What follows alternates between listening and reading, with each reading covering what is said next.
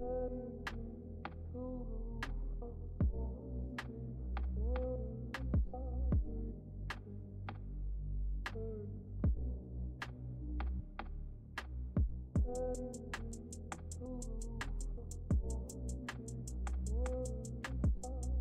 we had another guy who was number 24. You know what I'm saying? We had it, but it just didn't go anywhere.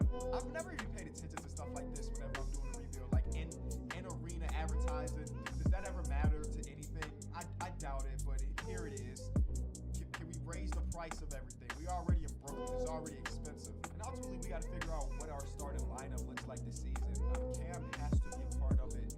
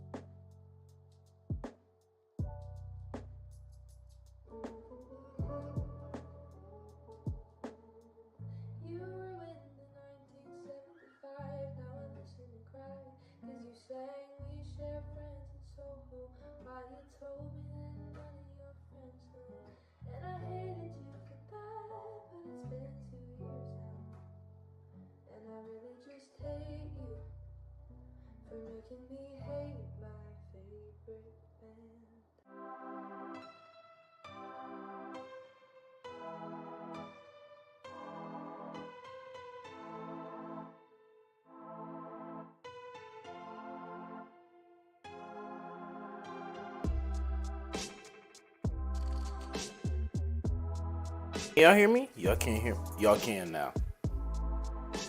What's good? What's good, stream? What's good, chat? Hold on. All right, let me send this out. Let me send this link out. Sorry, guys, I'm L streamer. Sorry, I'm 20 minutes late. I am so sorry. Hold on. We are live now.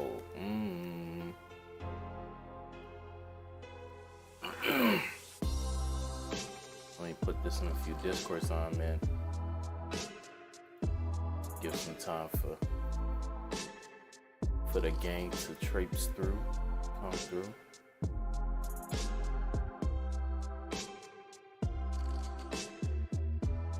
Let me see.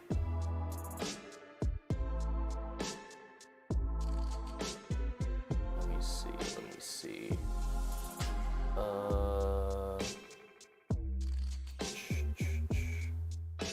We'll put this in anime chat. Why not? Why not? Why not?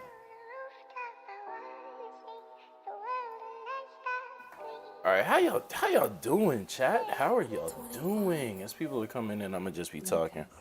My fault for being late. I was. Let me put my headphones on correctly. Actually, I was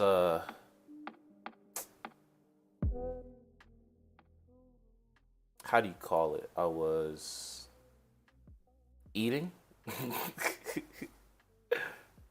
I was eating. Let me see. For being late, I was. Let me put my headphones on correct. Yeah, I was eating Chick-fil-A. Damn, the K is here. Yeah, I was. My fault, Archie. I was snacking on some chicken fillet. I forgot. It's not a long walk to the calf here on campus, but it's like half the campus. So I went there, came back, and I'm like, oh my god, I was stream. Oh my, but you guys are good. You guys are good. You guys are good. We can talk about this at any time. Um, now the question is, what are we gonna be talking about? What are we gonna be talking about? Shout out Archie. Shout out Dreamer. Shout out. Shout out. Shout out. Actually, let me mod Dreamer. Um, excuse me. But yeah, as people are coming in here, I'm gonna just start talking with it. Um, what are we doing today? What are we doing? Well, if you see the title, right? Um, if you see the thumbnail more specifically, you know that today is the day where we're gonna get into basically a what will I be watching, right? If you're in the anime community and you know of this guy named Joey the Anime Man, he used to do this series every season because anime comes out seasonally. If you don't know, of like what will I be watching for this season, and that's basically what we're gonna be doing, but not just for this season or this year or whatever. We're gonna be doing it for every franchise, all the four major like film franchises, and then like the rest of the movies that are coming out this year. Because I also want to talk about Spider-Verse 2, as well as some other movies that I don't think will be included. But yeah, I'm gonna actually pull up on the side because we're gonna start off with one that I was actually talking to Dreamer about. Bungo Stray Dogs is crazy. Um, you said Avatar first. Well, actually, let me ask this question: Do y'all want to talk about Avatar first, or do y'all want to talk about DC first? Do you want to talk about Atla and Avatar Studios and all their projects? Because that's a series that, I'll definitely say I've held back on making content on Avatar because of how much content there already is out there on it. Excuse me, some lemonade. I've held back on making content because of how much content is already on the series, whether that be the original Avatar or Korra, and the lack of like content that we have from that universe. Not gonna lie, I already have my Avatar opinions. DC Avatar. Ooh, it's a split. It's a split, and these are two mods. Anyone else in chat so far?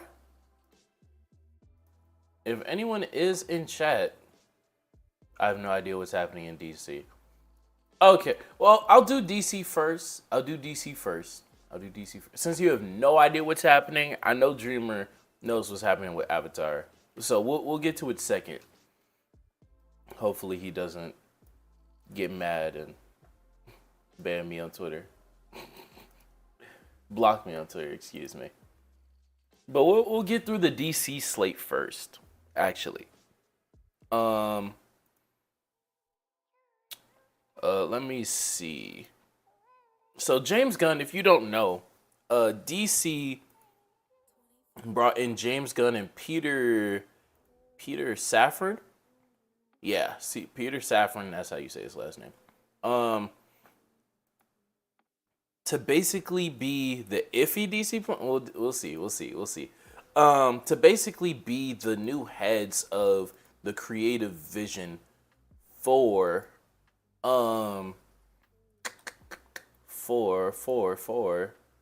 DC in moving forward in the future, right? Okay, that's that. Hold on, I'm about to put what I'm looking at on screen. Here we go. Yeah, actually. Yeah, there we go.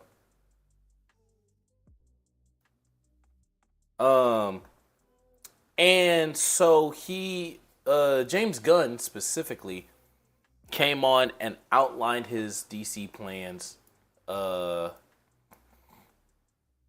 few weeks ago. Is The Flash still coming out even though it's as Ezra Miller? Yes.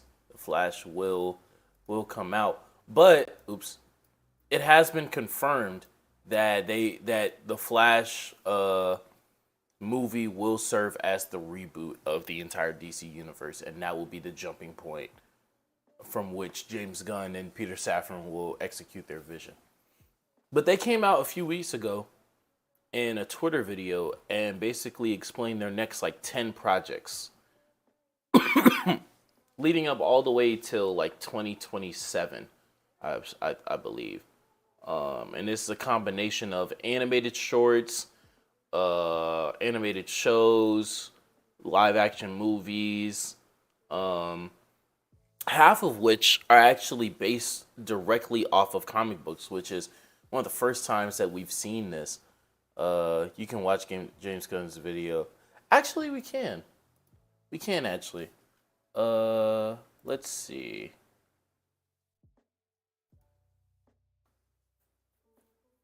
Let's see. Dreamer, I didn't open it because I was walking to Chick-fil-A, but I will check out. I don't know what a uwufu is actually. Uwufufu. But yeah, we actually can react to the full video itself. We're gonna actually hold on. I'll do this off screen. But yeah, like Dreamer is saying, James Gunn is such a nerd. Over the past few months, he's been reading up on different comic books and excuse me, I'm trying to do multiple things at once, and I'm a horrible multitasker. He's been catching up on comic books. He has been teasing the things and different series that he wants to adapt.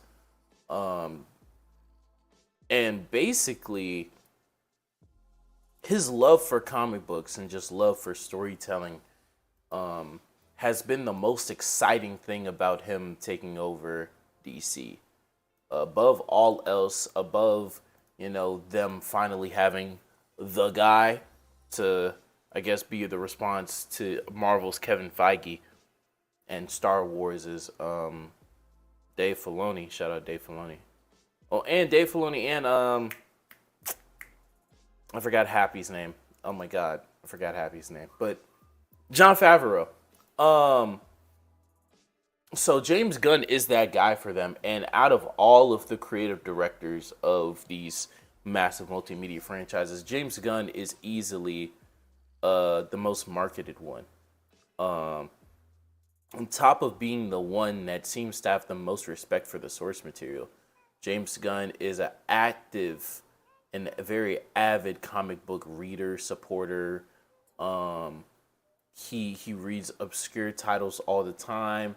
He has a list of favorite runs that aren't even necessarily like the most popular picks.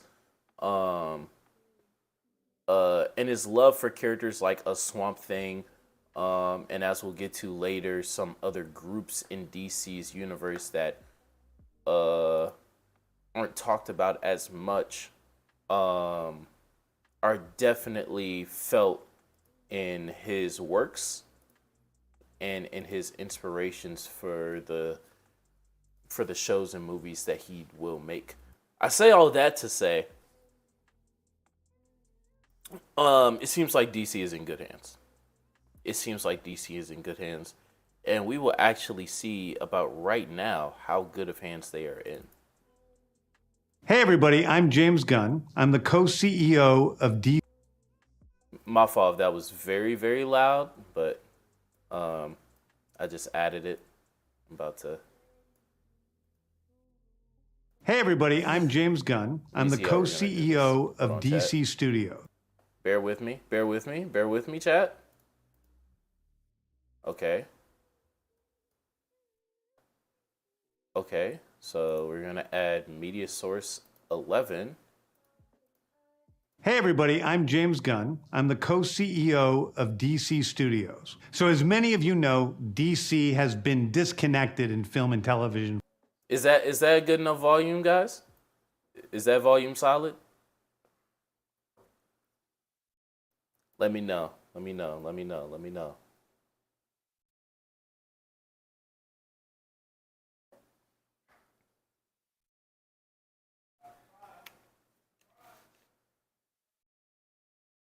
That's a solid volume.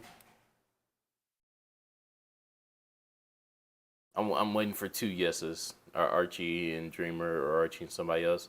Okay, got you. Hey, to the other people in chat, say what's up. Say what's up. I see people coming in here. Hopefully y'all like the setup, the Persona aesthetic. If you don't know, Persona is my favorite. I don't know if I can say that since I've only played 2 out of the 5 games. Well, if we consider spin-offs, I've seen more games. I've played more games, excuse me. But Persona 5 is my favorite game of all time, so that's where this aesthetic comes from, if you were wondering. But yeah, shout out to anybody new in the stream. Shout out. Okay, I'm about to play this video, and we'll stop when we get to an announcement that seems to be very intriguing that we can just stem off from.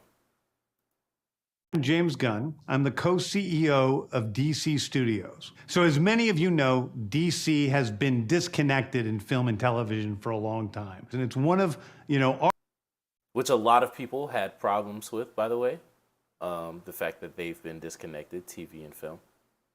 Our jobs, mine and Peter's, is to come in and make sure the DCU is connected in film, television, gaming, and animation. That the characters are consistent, played by the same actors, and it works within one story. And if something is outside of that, like Matt Reeves' Batman or Todd Phillips' Joker or Teen Titans Go, that it is clearly labeled as DC Elseworld.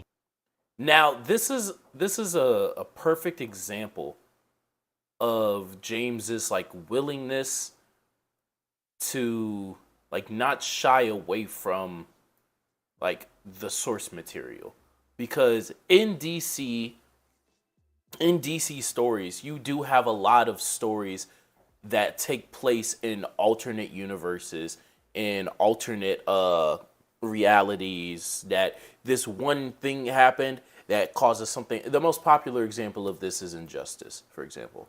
And in a lot of those stories, an Injustice, excuse me, a Nightwing New Order, even in Marvel, for example, like Old Man Logan, a lot of these stories tend to be titled Elseworlds, just to help with the branding of people who are currently reading All-Star Superman when it's coming out, or whatever, or Detective Comics. So you know that this isn't in the main line of series.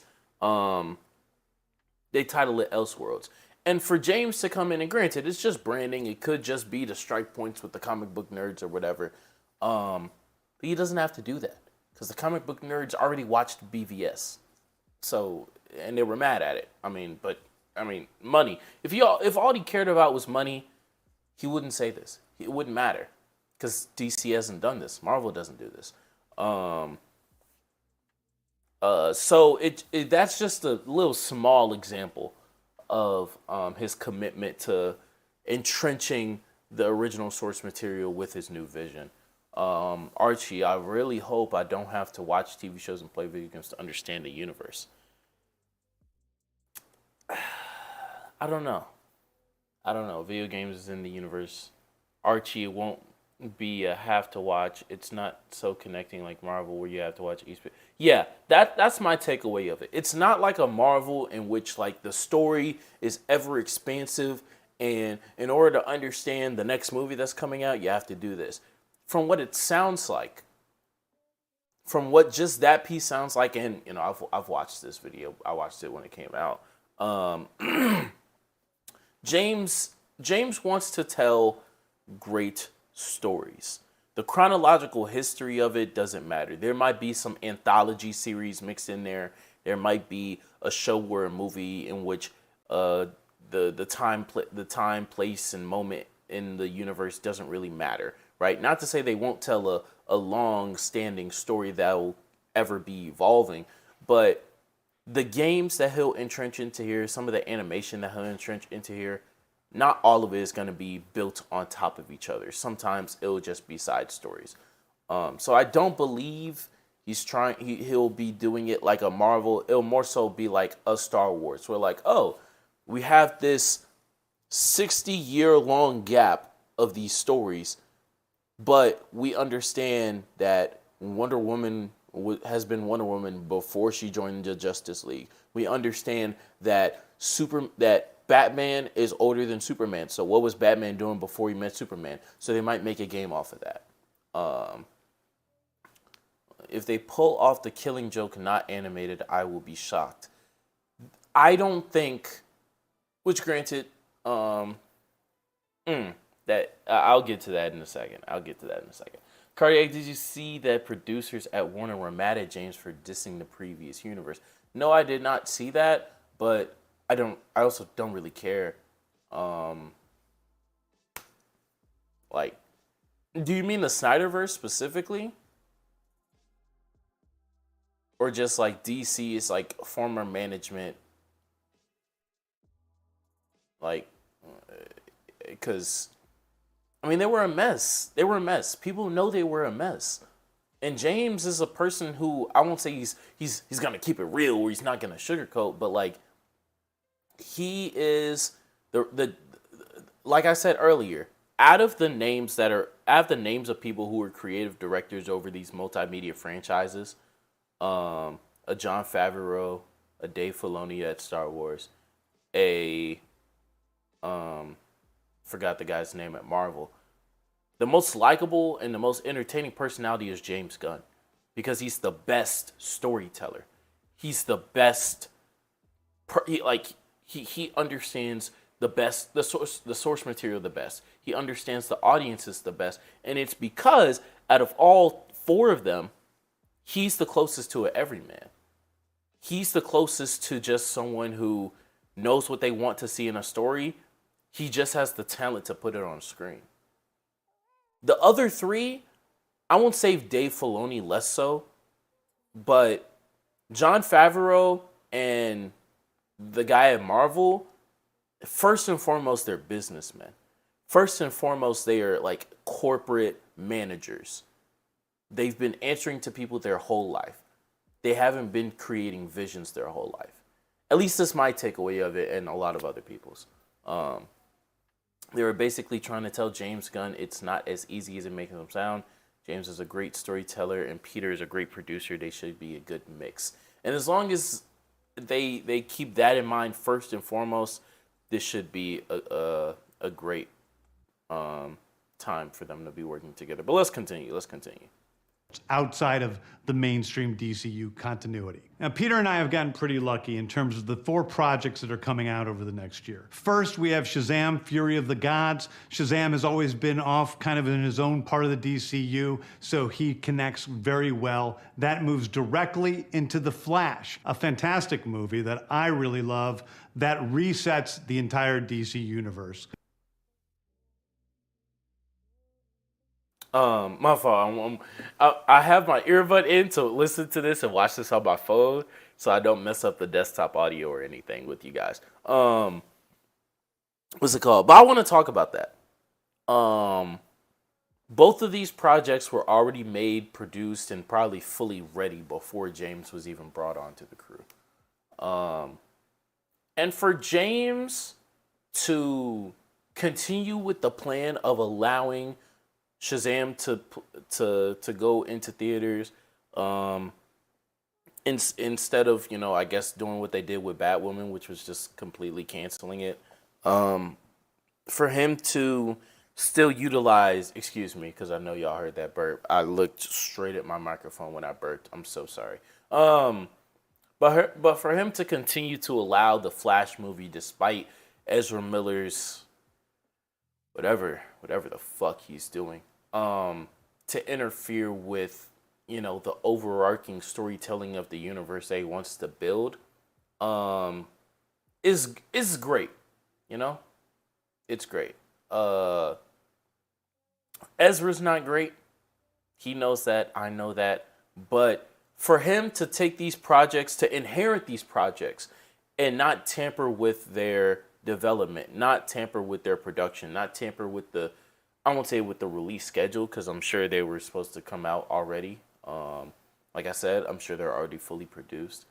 But for him to take those existing works that people still spent their hard working time, money, and resources on, that people casted for or whatever, in my opinion, it shows his commitment to cohesive storytelling. Because he was able to adjust whatever else he's going to announce here into the existing framework of DC and build off of that.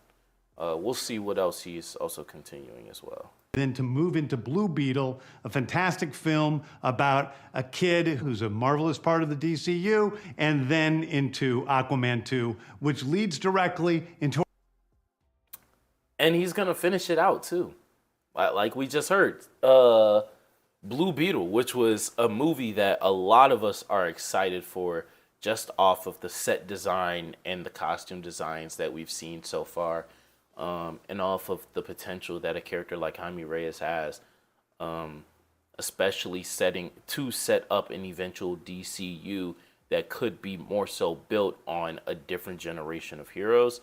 The fact that he's keeping that, the fact that it seems like he's keeping Jason Momoa for Aquaman 2, even after the resetting of the timeline. It sounds like great news to me. He's keeping the things that have worked, the things that people were already excited for, and he's building off of that. Peter has always been a producer for Shazam and Aquaman. It wasn't really a question if they were coming out. Blue Beetle was likely to come out too because it's new. I knew he was a producer for Shazam. I didn't know Aquaman. But even still, Flash should have been the last movie, though. Well, it seems as though, unlike what we originally potentially thought, it's not a hard reboot. It seems more and more likely by the month that Jason Momoa will be one of the names to stay, even after the resetting of the universe into the new Vision. What's it called? As well as with Amanda Waller. Viola Davis will continue to play her even afterwards. But like I said, even though he was a producer, it still takes humility and it takes understanding of the greater goal to be like to come into a situation and not be like, okay, clean slate. I'm over this shit now. It takes someone to be like, okay, this was already made. This was already here before me. Even though it was a mess, people are excited for this. People dedicated this and that to this. And for him to truly assess, what are we keeping? What are we throwing out? He still has never confirmed that. And Jason still talks about Aquaman in the past tense. Correct. Like I said, potentially.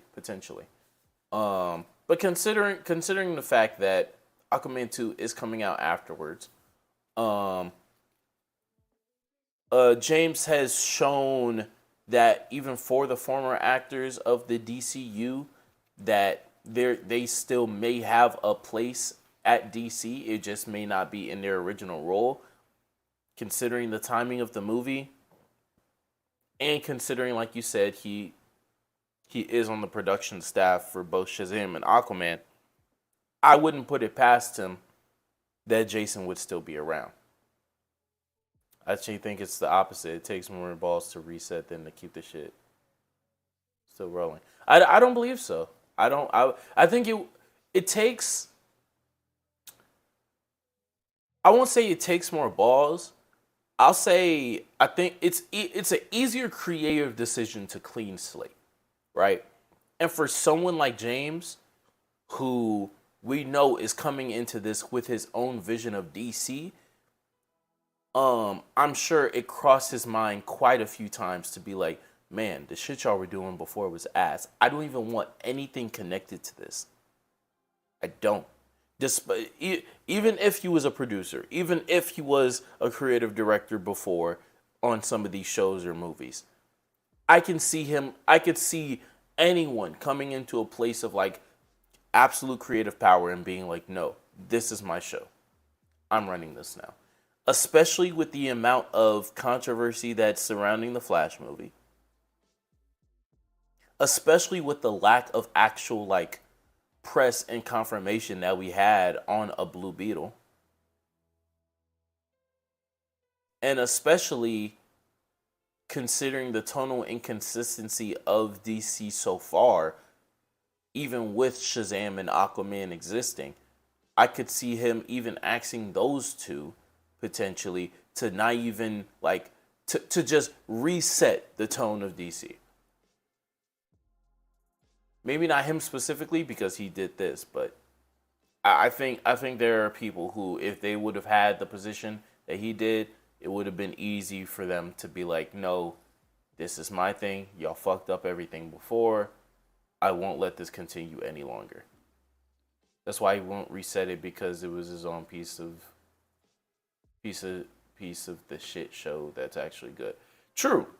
Well, and I won't even say good. Like, I don't think Aquaman was a good movie. I think it was like inoffensive. I wouldn't consider it good. But let's continue this actually. Let's continue. 3, 2, 1. Our next few projects, which I'm going to tell you about now. So, Peter and I, along with a group of very talented writers, have started to map out an 8 to 10 year plan of what DC Studios will be in film, television, and gaming. This first chapter is called Gods and Monsters. Now, this, what I'm about to tell you, is a part of the first chapter. It's not the entire first chapter. The first project is Creature Commandos. Creature Commandos is an animated series. I've written all the episodes. Something we're going to do that's a little bit different at DC is we're going to have characters move into animation, out of animation, usually having the same actor play their voice as who plays them in live action. Now, I want to talk about this specifically for a second. Respect Aquaman before I tweak out. Respect. If you spray Febreze on a piece, I gotta stop using that. I gotta stop saying that. I be saying if you spray Febreze on a piece of shit, it's still a piece of shit. What's it called? Aquaman's not a bad movie. I think it's very enjoyable. I think the action and some of the set pieces, as well as the camera movements, are pretty good. Even the CG, people be tripping about the CG. I don't care. Like, yes, it looks like a Power Rangers movie at times. Doesn't mean it's bad. What's it called? Cinematography is good. I just think I don't really remember being wowed or even like super interested in the character arcs of any characters. I might have been tripping though. So, but getting on to Creature Commandos, right? Well, I am happy that James is fully accepting animation as a medium in which he can tell cohesive stories in that can stand on their own right, that are just as important as a movie, just as important as a live action show. And he's also using them as a platform to test out different teams or different aspects of the universe that he may not be able to do in any other media form. The only thing that makes me iffy about this is the idea of moving characters in and out of animation, right? I believe that if you watched this channel before, I believe animation is the pinnacle of fictional storytelling. I believe that. Let me put some of the music on behind here.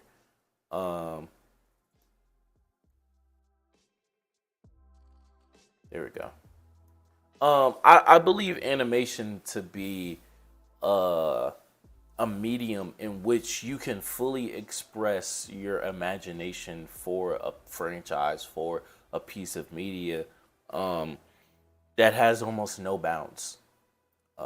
With the advent of CGI, with the advent of just different animation styles, and the level of animation that we've been able to accomplish in recent years with something like Spider-Verse, with something like I think the Boys spinoff show is called Diabolical. That has amazing visuals to it, and animation. Something like Arcane, and of course, I couldn't even touch on the amount of times that I've seen animation be taken to a new level in Demon Slayer or the different Fate series or whatever. Um, and I think that stories in animation, it is hard it's extremely hard to take a character, take a show, or taking a setting in animation and apply real life physics to that. Turn it into something in live action that is just as captivating, just as moving, just as expressive. Um, Near impossible. And the the direct correlation that I can point to is is Ahsoka. Ahsoka in the Clone Wars series was heralded for her agility and her slender frame, which enabled her to do things in the show that couldn't be replicated, that were never before seen in other mediums of Star Wars, whether it be video games or the original trilogy movies. Same with Anakin. The reason why the Clone Wars serves such a purpose for Anakin's character is because it shows the full extent of not only his character development and his downfall to the dark side, but also it shows how capable he was as a fighter. It shows how capable he was as a tactician. It shows how agile all these characters were, and those things can only be done in animation, at least to that extent of effectiveness. And so I feel like when you're talking about potentially moving characters in and out of animation, in and out of video games, like a Cal Kestis in Star Wars as well, you can potentially create some inconsistencies with the feats of these characters, especially if we're talking about in a superhero medium. And looking at these characters, like how expressive they are and what the extent of their powers or their quirks may be, seeing that potentially be derailed, in all honesty, in a live action adaptation, I don't think would, again, like I said, I think you would derail it. That's not even getting into the extent of, and granted, like I said, CGI is a thing. It's just a matter of believability, you know, and it's just a matter of also what the audience wants. But beyond, the animation part of it, I'm excited for this. I'm excited for this animated series. Reading the synopsis, actually, originally a team of classic monsters assembled to fight Nazis. This is a modern take on the concept. Voice actors have yet to be cast, but they're a group of anti-heroes, similar to, I won't say the Suicide Squad, but the Suicide Squad. And I guess we'll see their hijinks together, and see how expressive they will be and can be in James's new universe. James Gunn's about to do the impossible. We'll see. We'll see. It truly is impossible. So let us continue. The next project up is Waller. This is a story of Amanda Waller, played by Viola Davis. Viola Davis is going to team up with... That's funny because you can clearly hear that cut before he says Viola Davis, telling me that, like, when he initially recorded this voiceover part, I'm not assuming that he said another name, but it just confirms that, like, okay, there was a point in between where they weren't sure if they were going to keep Viola Davis when they were planning the announcement for this, which is also something that gives me credence that this little in-between stage that we're at with Jason Momoa's status, what's it called? That he'll still stick around and, Tell me your odds on Gunn directing Superman Legacy. He hasn't gotten to it yet. It's next. It's next. It's next. Rewind it. What do you mean rewind it? I can't rewind it. I'm playing it in OBS.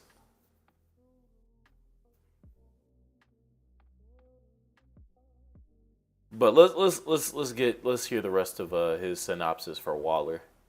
Members of Team Peacemaker, and this is a story that's been created by Crystal Henry, who did Watchmen, and Jeremy Carver, who created the Doom Patrol. It is a fantastic story that's out of this world, and I can't wait for people to see it. Okay, next up is the big one, the true beginning of the DCU. This is called Superman Legacy. This is being written by me. I'm in the middle of it. I'm having a great time doing it, and Superman will be released into theaters July 11th, 2025. So, as he said, this Superman I want to hear the cut. I'll go back to it then. Superman Legacy, scheduled for 2025, summer 2025. It will be directed by James Gunn.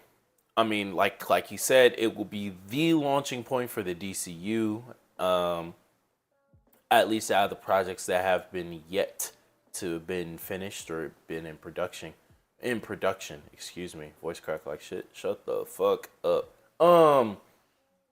And I think James, as a storyteller first and foremost, will take it upon himself to make sure that this is done the way that he wants it to be done. Everything from Superman being a little bit younger than Batman, I believe being younger in his crime-fighting ways, creating him and molding him into the character that he wants to be, the truth, justice, and the American way that he wants it to be. He will be taking a lot of inspiration from All-Star Superman. Whether it be visually or in story concept, I don't know. Yeah, considering the importance of this project, the first solo Superman film we've had since Man of Steel, a new Superman actor, the first project of his DCU, he will take this into personal hands. If I had to put specific odds, like 10-1. I'm not gonna lie. But yeah. Let me go back so y'all can hear that cut a little bit better when he's talking about Waller and who it will be played by. As who plays them in live action. The next project up is Waller. This is a story of Amanda Waller, played by Viola Davis. Viola Davis. I don't know if y'all heard it. Let me know if y'all heard it.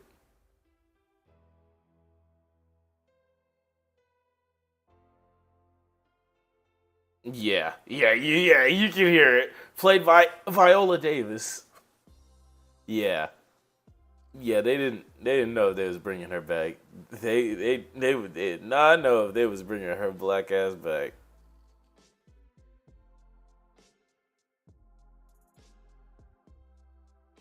Let me see. I'm gonna put it at 232. Oh my god. He was gonna recast the Queen. Look, man. Like I said, that cut was crazy. Like I said, it was a decision for him. It was a decision of whether he was gonna clean slate everything. It was a decision that had to be made. I truly believe that. I truly do believe that. But I'm glad he was able to find a happy medium of the properties and the people that he wanted to keep in. And I'm sure he's not done. I'm sure there are going to be actors that may be getting callbacks. Everyone from a Henry Cavill to I forgot the Shazam actor, the name of him.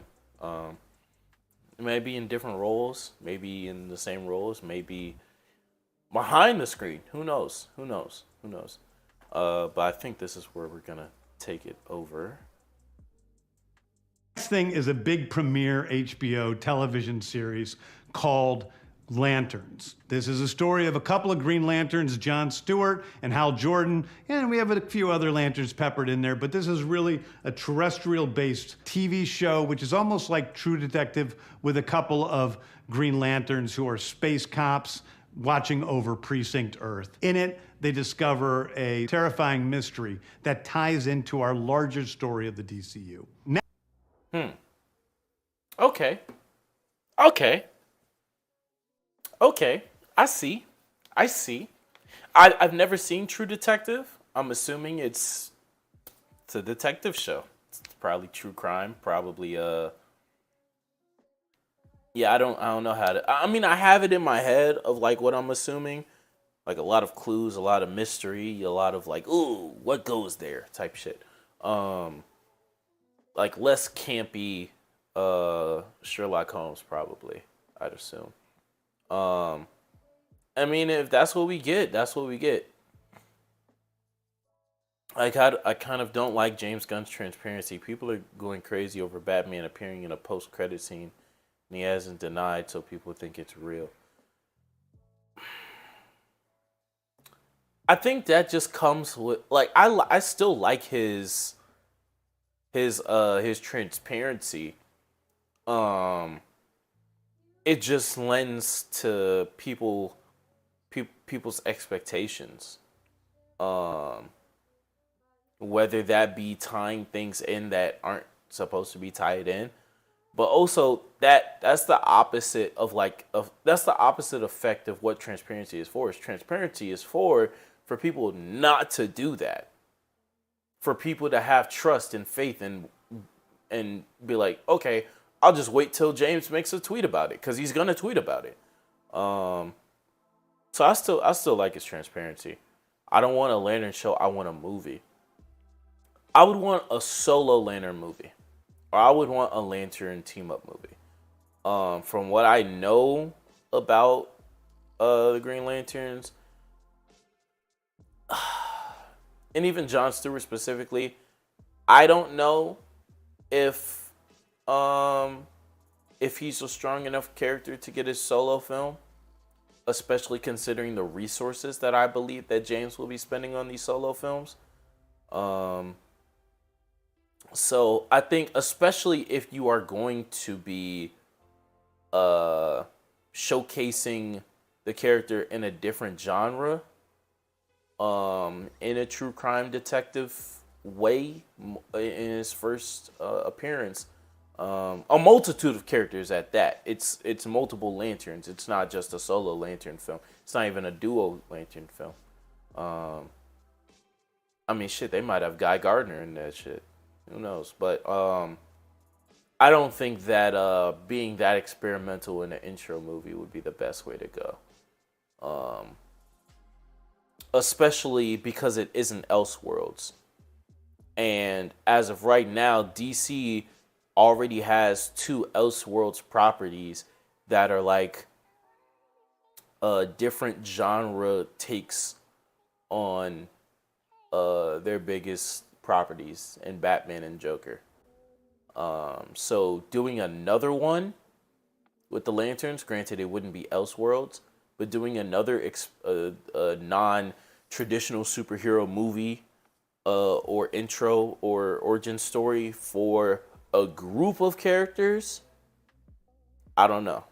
I think I would continue to rather them spend their resources in other ways. I want a buddy cop Lantern movie, and the leakers aren't even reliable ones. They're actually some of the worst. Damn, that's tough. Buddy cop, I can understand that, but even then, that's not what the show is. And that's not to say that we won't get one in the future. I'm sure Green Lantern is one of the most portable characters that DC has. You have the Flash. You have the Flash up there. you low-key have Batman up there, but people don't think Batman's that portable. And then you have, like, the Lanterns. Well, I guess you have Martian Manhunter up there as well when it comes to, like, portability and teamwork with other characters. We're gonna get a buddy cop Lantern film at some point. Especially with a Guy Gardner. Like, we're gonna get that. But for an introduction to the universe, nah. Not yet. Especially because, well, we'll get to it later, but they're planning on making a more lighthearted franchise in itself later on. If I give you $250 million, what DC movie are you making? I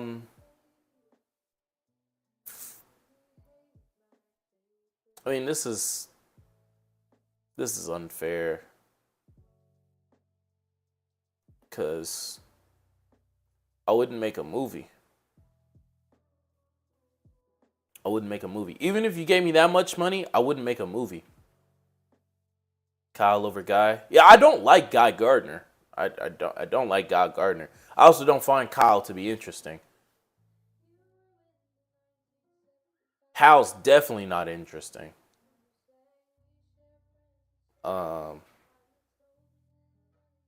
But Kyle isn't. Who is the top Green Lantern now? I don't know. Not like canonically, but like in popularity. I guess it would still be John. Because Hal's popularity has fallen off outside of Injustice. Now I guess Lantern War, but I don't really care about Lantern War. But yeah, if you give me $250 million, I'm making a Tales of the Bat Family show. I'm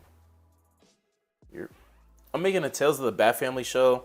I am showing like all different like him with the different Robins, him with Stephanie Brown. It's John. Okay, yeah. I'd assume it's John. I'm showing Death in the Family, excuse me. It would just be an anthology series of the Bat Family. It would have Nightwing episodes. It wouldn't be like Villain of the Week. Like, it would still be cohesive storytelling. But I would jump around. Even with $250 million, I'm not making a movie. I'm making a Tales of the Bat Family. But yeah, let's continue. Let us continue. Next is a big movie called The Authority. The Authority is a passion project of mine. It's based on the marvelous Wildstorm characters we are now bringing into the DCU and will interact with all of our primary DCU characters. The Authority are a group of superheroes who think the world is broken and they want to fix it by any means necessary. I think it's a very different look at superheroes. We're doing a television series called Paradise. Oh, I didn't know he was gonna move on. I was waiting for a conclusive ending. So we see, and this is, I wanted to make a anthology Batman series, Shadow of the Bat. I fuck with it. I don't know how much, like a solo Batman anthology series, like yeah, he has a lot of stories. He has a huge rogues gallery, of course. The Authority is going to be the villain for Superman. I believe it. I can believe it. But I want to take this to build off of a discussion about the impact of those anti-hero protagonists. Starting with Kick-Ass, going to Watchmen. Of course, we have The Boys now. We have Invincible. People are trying to turn Joker into... I mean, of course, he's the protagonist of his own fucking film. But people are trying to turn him into, like, a sympathetic good guy. But no. Or at least empathetic. And, like... God fucking damn it. But... I feel like this is an extension of that, and although I do like the fact that he is making a story like this, because I think that in James Gunn's, in his usual, morally righteous good guy stories, he has a level of nuance and personalness to the hero and the villain's interactions that lend to some complexity in the storytelling. I wish we got less of these stories of like people just making like people who have like semi good or semi righteous beliefs, but just like make like bad decisions or bad actions, or they're just edgy, compared to people who just make like morally complex characters like Daredevil, people who make characters who like not even necessarily their actions are just like on the opposite side of the coin of their beliefs, but their beliefs themselves are just clouded. Like, and you just really have to sit down and talk to fucking oh my god, who am I thinking of? Who am I thinking of right now? Shit, honestly, you could say a majority of the characters in Marvel in like the 2000s, a lot of those people are like, you can question their morality, like really, like truly. Like that's why I love Roy Harper. Like Roy Harper has a lot of like temperament issues, and beyond that, like there are stories in which his morality is like called into question, and like him being a hypocrite with his different dabbles in addiction, with his different dabbles in like drug trade, with his different dabbles in just like things that are just like underbellies of society, and him like actively excusing that, but then on the same token like killing people, like killing or stopping criminals and such. There are a few stories, and that's why I love Roy for that reason. I just wish that we got more characters like that who like aren't just contradictory between their actions and their beliefs, but they're actively like just not the best people, or also just like not bad people. If that makes sense. I don't know. Fan cast Roy in his 20s. Oof. Oh shit. The nigga that plays Nightwing. The nigga that already plays Dick Grayson. He would make an amazing Roy.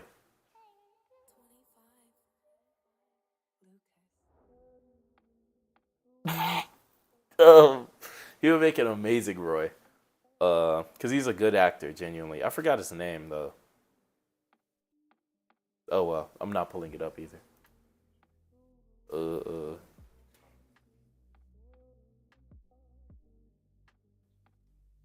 This nigga. Okay. But yeah, other than that, I mean, I'm sure The Authority is gonna be a great movie. I'm surprised it's actually a movie and not a show. Yeah, I think he would be a great Roy. But yeah, I'm surprised it's a movie and not a show. But I will be interested to see this when it does come out. But moving on. Lost. Paradise Lost is the story of Paradise Island, usually known as Themyscira, which is the birthplace of Wonder Woman. It's almost like Game of Thrones with Westeros, but with all of the inhabitants of Paradise Island. The introduction of the DCU's Batman. Wait, I didn't want him to continue. I didn't want him to continue. He keeps continuing on my phone. I need to stop this. You know what I need? I need my speakers back. I need my wired speakers back so I can have another audio source, so I can be able to like change like when I listen to you guys, when you guys can listen back and like, whatever. But Paradise Lost, the idea of making a show, a HBO Max series that would focus on Themyscira, is very interesting to me. The politics and the potential lifestyle that happens at Themyscira has always been interesting to me as someone who hasn't necessarily followed any of Wonder Woman's stories, any of her solo stories. Um, it's potentially interesting. I don't know what he would be adapting from per se. I'm sure there are some Paradise Mid. It sounds interesting. It sounds interesting. I mean, not too many people look. All the Wonder Woman content that we've gotten before has focused on Wonder Woman in America, Wonder Woman in this person's like life, in this person's um world or whatever the fuck. Um, and so to get a what's it called? To get a series that would focus on lifestyle. There's an inherent lifestyle that comes there's an inherent change in lifestyle that comes with living on an all-female island. You can see that in you don't watch One Piece, I don't think, but there's an island in One Piece in which is all females. And oh wow, never mind. I'm reading the description of the next project that he's gonna unveil, and even though I've heard him talk about it, I'm seeing a description that's crazy. I'll read it off to you guys later. Uh, but yeah, it's very interesting, and I especially feel like for a general audience that doesn't know much about Themyscira, myself included, it'll be interesting to see that explored potentially with Wonder Woman in it or not. Um, I'm not watching 1,000 episodes of Mid. Well, it's not Mid. Like the first 50 episodes are though. Which is kind of crazy, but it was made in 1997. The only thing that I think, like the fan in me is like hoping is that they don't take this as an opportunity to like set in stone, be like, ooh, Donna Troy might be here. Ooh, Cassie Sandsmark might be here, because neither of those characters are Themysciran. 1,050 episodes of Peak. I fuck with it. I fuck with it. She's not in it. Okay. I mean, I'm sure that she'll be. Yeah, it's a prequel to the events of both. Well, it's a prequel to the events of her films. Do we? I mean, he didn't say she wasn't in it.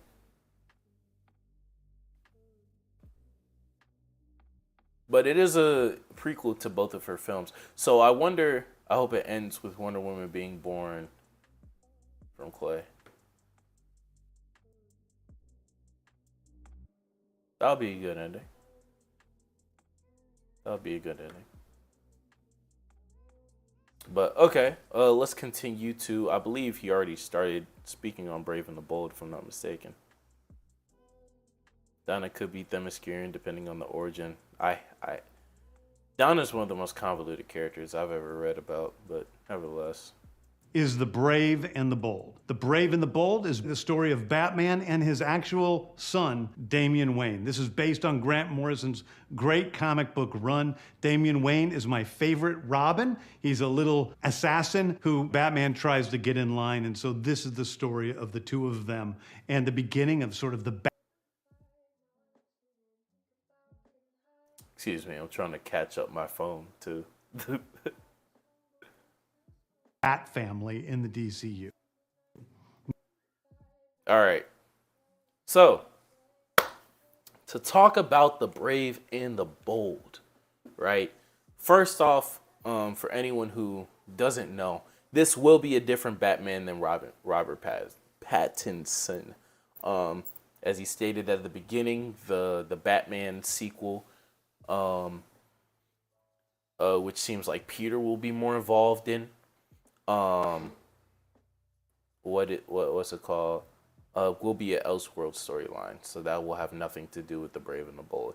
But the idea of starting Batman, number one, older than Superman, and number two, with Damian as his Robin, is almost perfect for me. Almost. And all the times that we've seen Damian be adapted in different mediums, my favorite thing is seeing how they deal with him with Batman and Talia. And as a result, the League of Shadows. Um, and I don't like the idea that this story would be after, all of that takes place. Damien is such an asshole. I love it, and that's the part of his character that has been so, so hard for writers to deal with. Like, how do you make a lovable, likable asshole that's the son of a no nonsense superhero? How do you do that? It's really hard. I need to know why people don't like Batman being older than Superman. Did Zack Snyder hurt you that bad? I personally would love if Batman was drugged. Okay. What's it called? It's just funny to read out of context. But yeah, I do like the potential of that. I also like the potential of the fact that this is his fourth Robin, or fifth, if we're being inclusive. And that opens the door for so many possibilities of a larger Bat family, because, like you said, this is the introduction to the Bat family. This isn't just a Batman and son. This isn't just a Batman and Robin. This is Batman and Damian Wayne, part of the Bat family. So what that tells me is that this is the beginning of the Batman universe finally being adapted. Which I feel like will be a big thing for this DCU. That or fifth is crazy. She is not a Robin. Stop it. She is a Robin. She's a Robin. Anywho. Yeah, I hope James does not skip over Jason and Tim. I doubt that he would. I really doubt that he would, because the storytelling potential for those two is amazing, especially with Tim and his dad.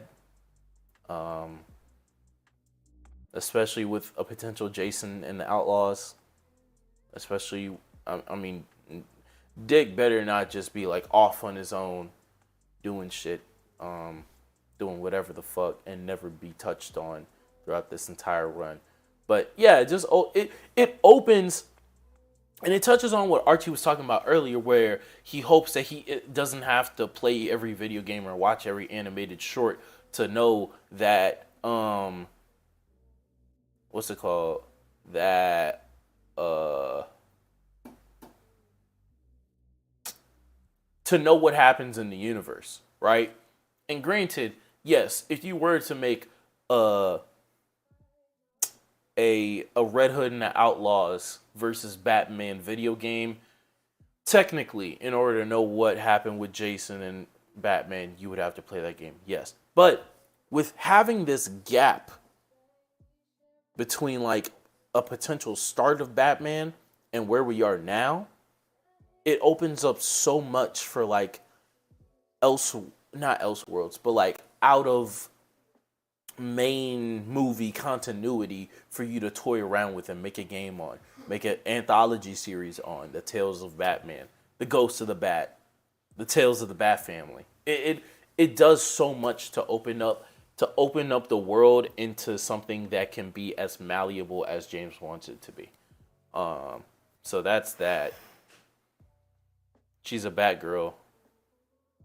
I personally would want Jason to be dead. I personally would not want Jason to be dead. Are you saying dead for good?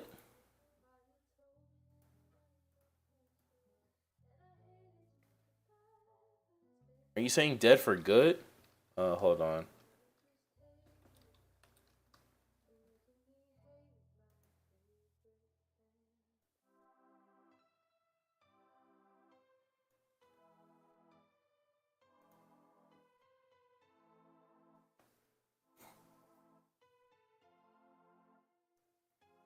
And also, I'm talking about Carrie Kelly. saying Carrie Kelly is Batgirl.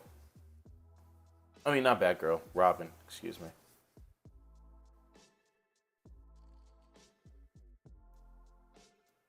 Depends on whether he went through that Dark Knight phase. Dark Knight Returns phase, or whatever. Which you could say that he, you could fit that into a post-Jason, pre-Tim storyline without, completely adapting Returns. But moving on to a clear Booster Gold show, which seems to be interesting. Next up is a TV series called Booster Gold. Booster Gold is one of comics' really popular cult heroes. He is a fascinating guy. He's a loser from the future who uses future technology to come back to present day and become a superhero so that people will love him. It is basically the superhero story of imposter syndrome on an HBO Max series.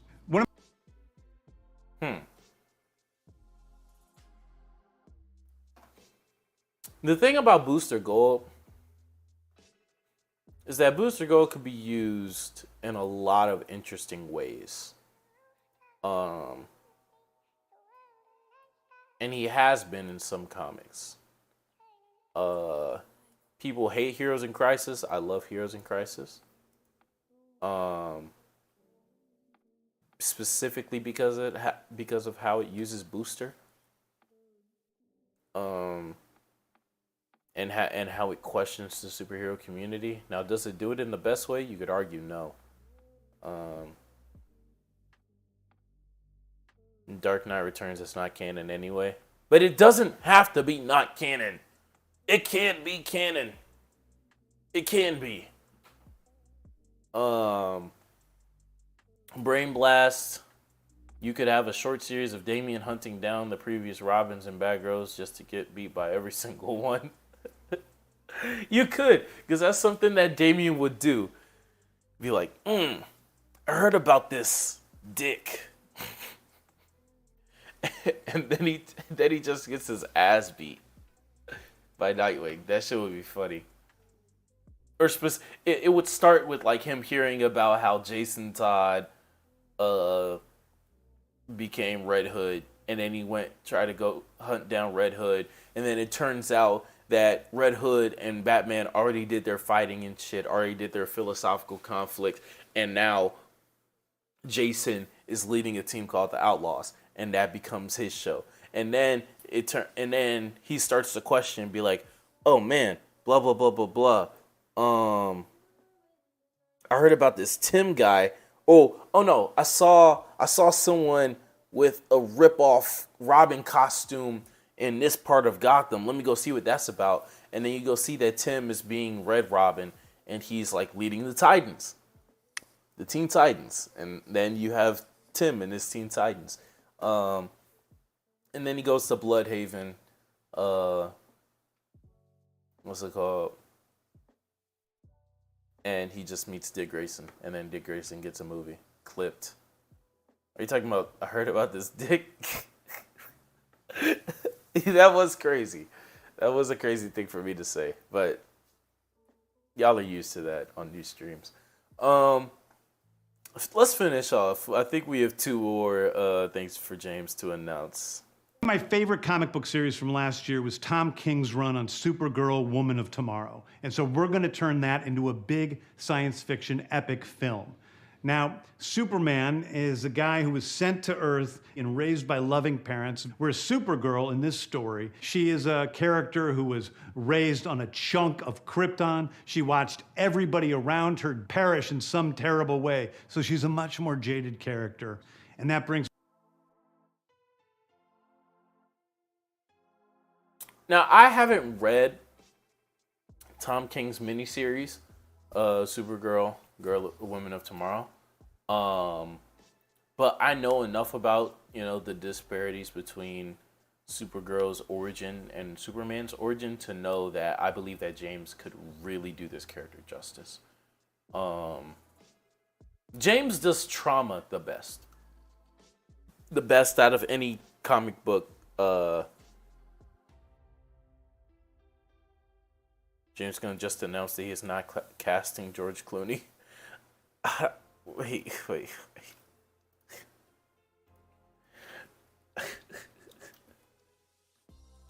Where did he announce that?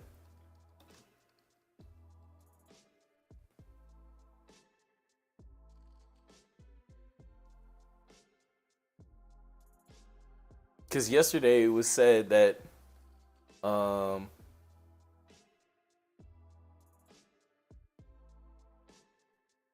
not said, it was like a rumor that he wanted them for the Flash finale. Twitter. He said it on his Twitter?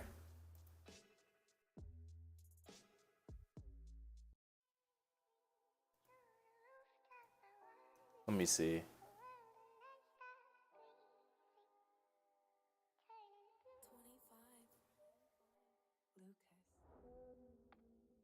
Is it true you're casting George Clooney as the new MCU main DCU Batman? Absolutely not.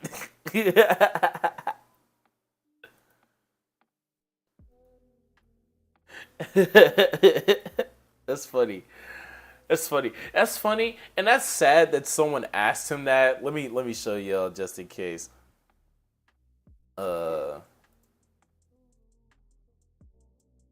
Hey, everybody, I'm James Gunn. I'm the co-CEO.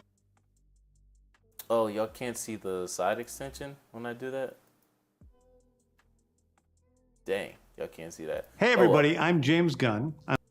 Sorry, I don't know why it restarted. But yep, George Clooney will not be Batman. But it's so sad that someone commented that on like a picture of his dog. It's like, why can't I just have a normal ass Saturday? It's because you're the head of DC, James. There's no such thing as a normal life when you make nerd content. All right, but let's head to the. But yeah, I think he'll do. I think he'll do Supergirl's trauma and her dealing with the first few years of her life and the disparity between that and her cousin. I believe he'll do that really well. A new clean slate. Facts. James Gunn is coming in and he's gonna build this universe from the ground up, and I'm excited to see the different ways in which he'll do that. That's really all this is. As a child, they're incredibly important to me. Wait. Oh no, I didn't. I think I went too far. Hold on, guys. All right.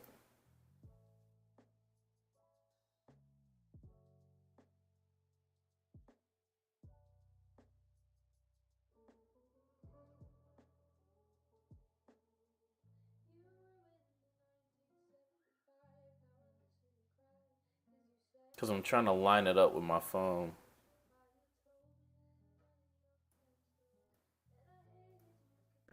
And that brings me to Swamp Thing, All right, the here we last go. thing we're going to talk about. A very dark horror story in the origins of the monster who is Swamp Thing.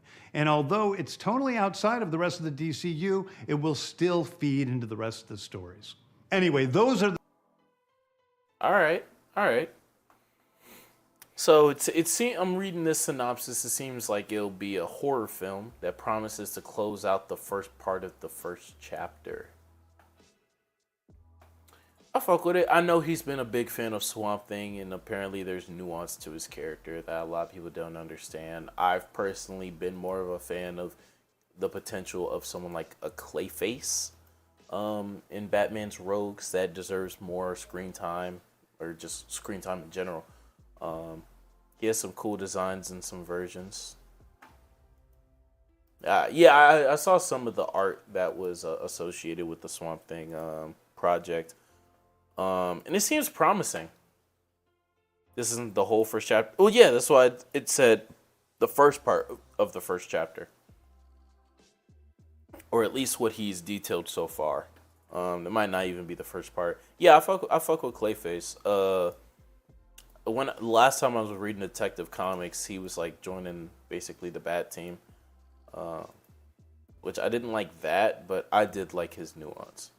I think he just deserves more screen time. I think there are characters. I think there are writers who have done a lot with Clayface. A lot very well. But yeah, overall, I mean James has a lot of ideas. Wait, what happened? I said no data for a second. I hope we're good. Hope we didn't lag or anything. But James has a lot of ideas that span from a older Batman and a younger Superman, older Batman who already has his son with him.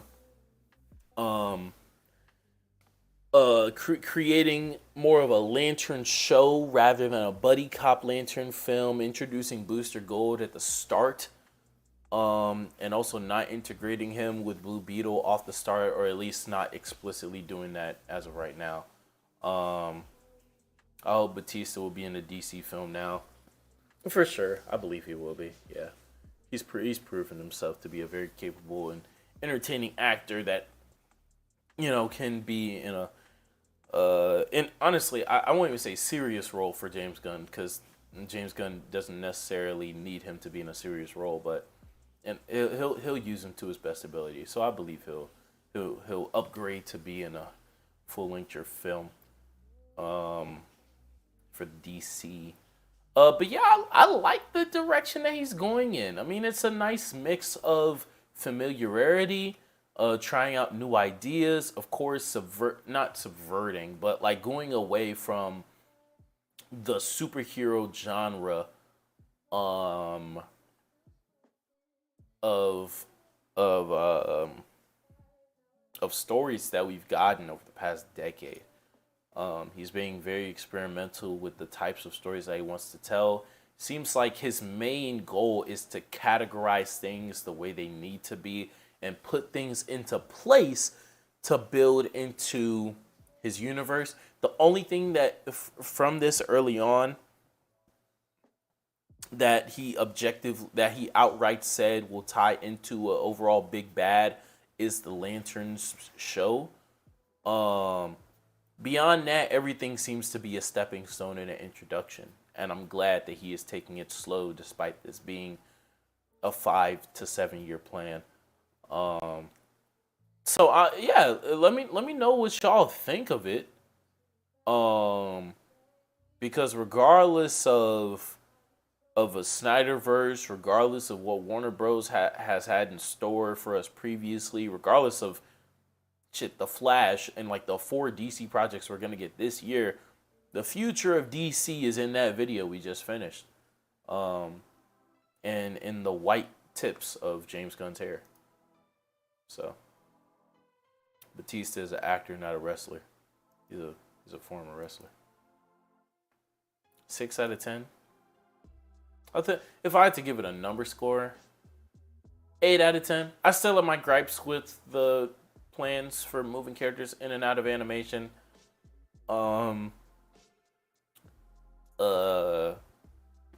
still wish he would have shown more, although I do like how experimental he is being with the characters that he's introducing, not just putting all the A-listers on the screen and saying, buy tickets now. I do wish there was a little bit more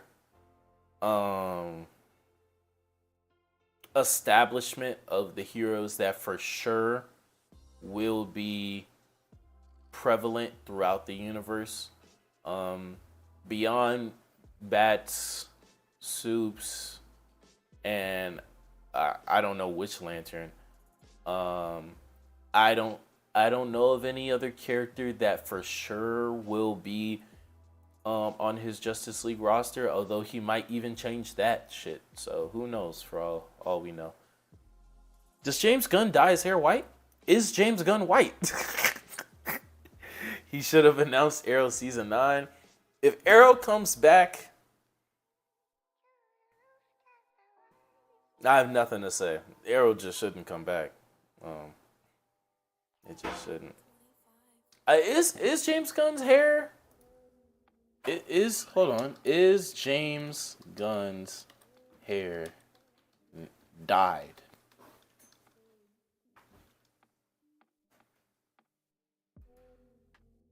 James Gunn has colored his hair all white. His hair is turned completely white. So, that didn't answer the question.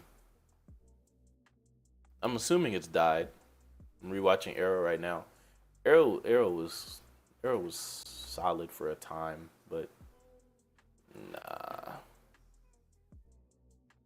Apparently, before 2020, his hair wasn't all white. I didn't know that. I didn't really know him before 2020 for real.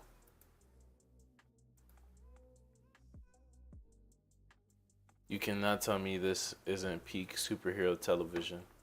Live action television, season 1 and season 2. Yeah, you had to say live action, didn't you? Yeah. I don't know. Let's have this debate right now before we move on to Avatar's next. What Avatar Studios has cooking. Flash season 1 better? That is not true. Not better than season 5. I know that for damn sure. Best live action superhero TV shows. Oh, if we're including The Boys, come on, that's just not close. If we're including The Boys, that's just not close. Oh, Daredevil. What the fuck? How did I forget Daredevil? Daredevil is peak. Daredevil's peak. Boys is peak. I still haven't seen Peacemaker. Arrow has more good seasons than The Flash. That is true. Yeah. Arrow has 1, 2, 5. 6 wasn't bad. What was 4? Arrow walked so these shows could run. I guess. I might fuck around. Hold on. You niggas love to clip shit. I gotta watch what I say. I'm taking like 2 seasons of Legends of Tomorrow overall. Arrow. Not Arrow, Flash, excuse me. I'm taking like not the season with Obama. Nothing on Obama personally. I'm just saying that was a bad way to start the season.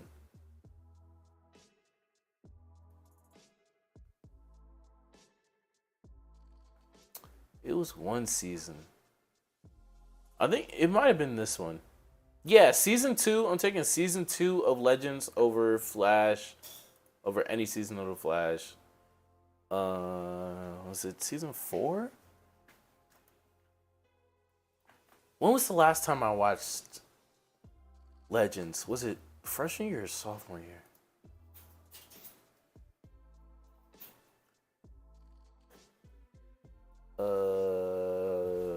I think it was this one. This one they fought Nazis, huh? Well, I think they fought Nazis a lot of times. Yeah, I do believe they fought Nazis quite a bit of times. That's absolutely insane. Legends was fun. Legends was really fun. Wow, these episodes don't even have names. This is insane. They just gave up. Wow. But yeah, I had a stint where I was really fucking with. Oh yeah, Bebo. Yeah. It might have been 2 and 3. 2 and 3 I think I'm taking. Legends season 2 and 3 I'm taking over The Flash. I think. Let me make sure.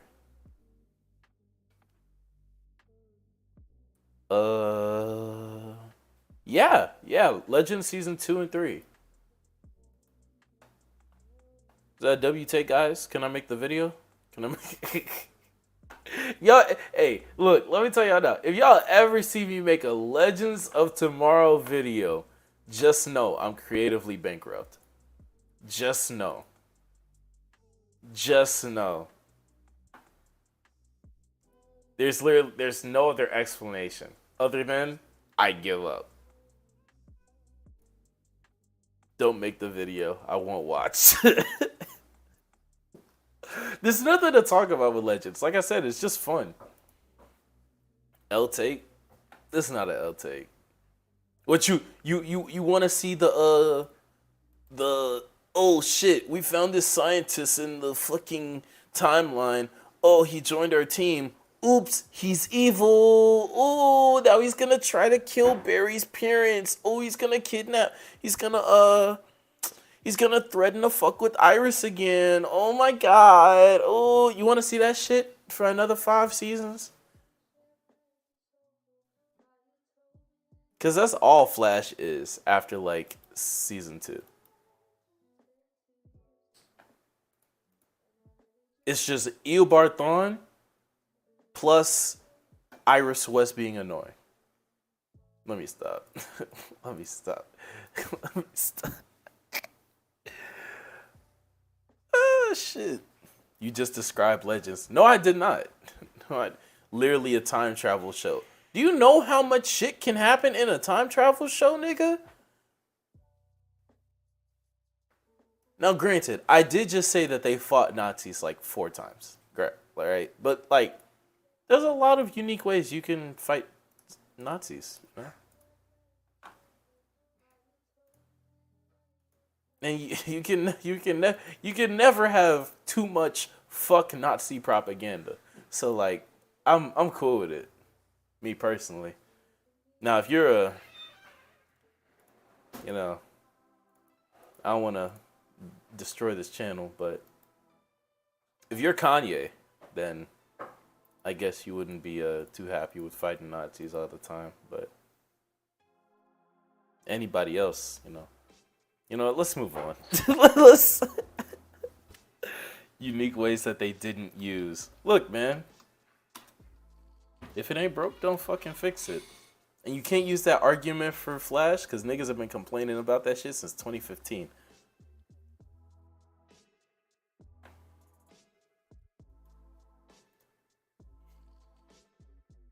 I'm looking for other projects. There's a specific graphic that I was looking for.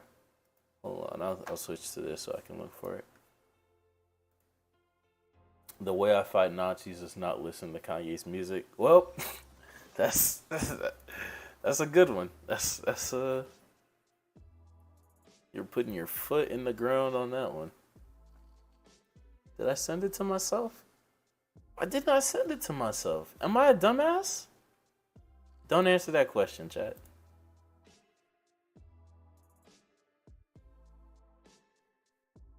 Bro, why is the Avatar News Twitter page uploading, like, what's this, a picture of Valkyrie?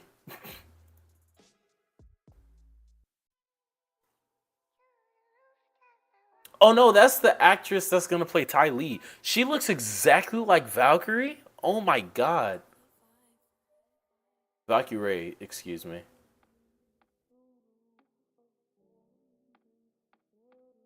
Niggas don't complain about Legends because they don't watch it. Stop it. Stop it. Legends came on just an hour before Flash, bro. And God knows that the people who are watching Flash have nothing else to do with their life, so they might as well were watching Legends. All right. This is the Avatar Studios. I'm sorry for the clap, guys. That was right in your ear. I apologize. Yeah, this is the Avatar Studios layout for the next 5 years. Wait, 4 years. Yeah, I can't do math. Let me read up. Is it weird that I don't need more Avatar? I'm content with what I've seen. Avatar is a series that, in my opinion, does not need to be a multimedia franchise. I just want to get that out the way first. I never cared to read the comics for real, aside from Kyoshi, because Kyoshi's fire and Peak. And aside from Zuko's quest for his mom, and that was just because I heard that was really good from Afro.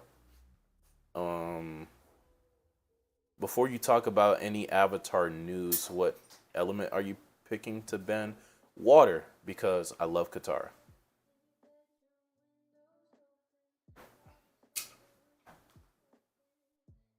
You didn't say Kobe. The test said I'm an earthbender. The test said I'm a what test?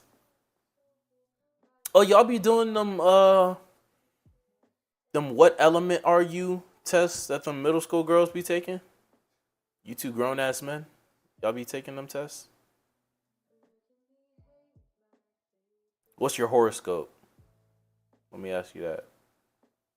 Horoscope, is that what it's called? Horoscope, horoscope. But yeah, I didn't need more Avatar either. I was never super interested in. Archie at least came with a comeback. I took that test in 2009. Dreamer, you just said yes. What's it called? But yeah, I mean, it's a series that I feel like was very like self-contained. And as amazing that they do with the world building of Avatar, it's like they set up a lot with the world, but I don't necessarily like care about what happens next or what happened before or what was happening at the same time as like Team Avatar, but like just in a different kingdom. I don't really care. I care about Team Avatar, and I care about what they did for like those few months. But beyond that, I don't really. You're such a Leo. Okay. I want to tell you something that I can't say on this platform. But I won't complain that we're getting more content from the original creators of one of the greatest shows ever created. I care about what happens. I feel it. Like I said, the world building is amazing. Like you could easily create a multimedia franchise off of Avatar. So I'm not saying that they shouldn't have done it. I'm just saying that me personally, I didn't need it. You know? But beyond the live actions, we'll ignore this because I mean it's just gonna be a retelling of what we already know, and either you're gonna fuck with it or you're not gonna fuck with it. It's as simple. I hate to put it like that, but it's as simple as that. Either you're one of the people that likes to see animation be disrespected or not. But in 2025, we are due for the adult Team Avatar movie, which is quite literally what happens next. I don't know if this is. I don't know. Let me try to find and see what a potential Team Avatar grown up movie. Now I pressed the enter button. I don't know why I didn't enter. But yeah, we've gotten official confirmations for this. But what we're gonna do today is try to find out what these movies are actually gonna be a part of. Now I know that we're getting a Zuko film specifically, which will probably be his quest for his mother. We'll confirm that later on. By next I mean the next Earth Avatar, which I can fuck with. I'll talk about that when we get to that. The adult Avatar film, it sounds like they just need money. To me, it sounds like that a little bit, but more so it sounds like, oh, actually. Oh, okay, yeah, it's been, yeah, it'll be released in 2025. Okay. To me, it sounds like it's set dressing, right? Because for some reason, a lot of people have complaints about Korra because of the progression of the technology and the society that they're in such a short amount of time. And so what this seems like is a direct right after Avatar ended, like, okay, this is them grown up, this is the world, this is how they made their impact on the world. right before an eventual Korra.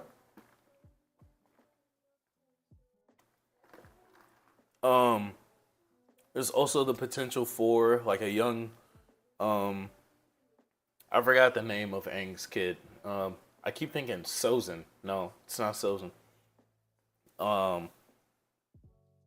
But and just seeing how they deal with, you know, them being the leaders of this new world, basically rebuilding it. The tech does make sense, which is why I don't really see the need for this. But in all honesty, it'll be a good overall refresher into the world, considering that like this is the first new Avatar that we have seen, the first new thing in the Avatar world that we will have seen in a decade.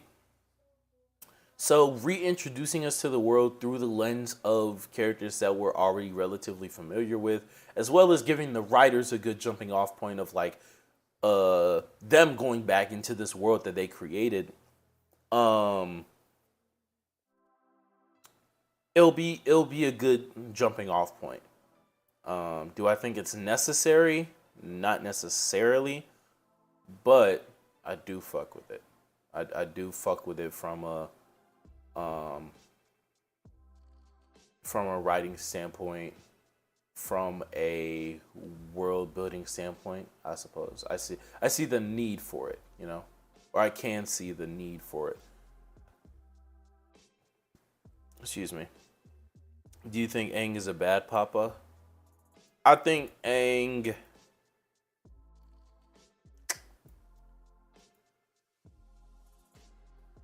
I think that Aang. I mean, Aang and Naruto are the same, basically, in my opinion. Of like, they're leaders of their society, which come with like overwhelming amounts of pressure.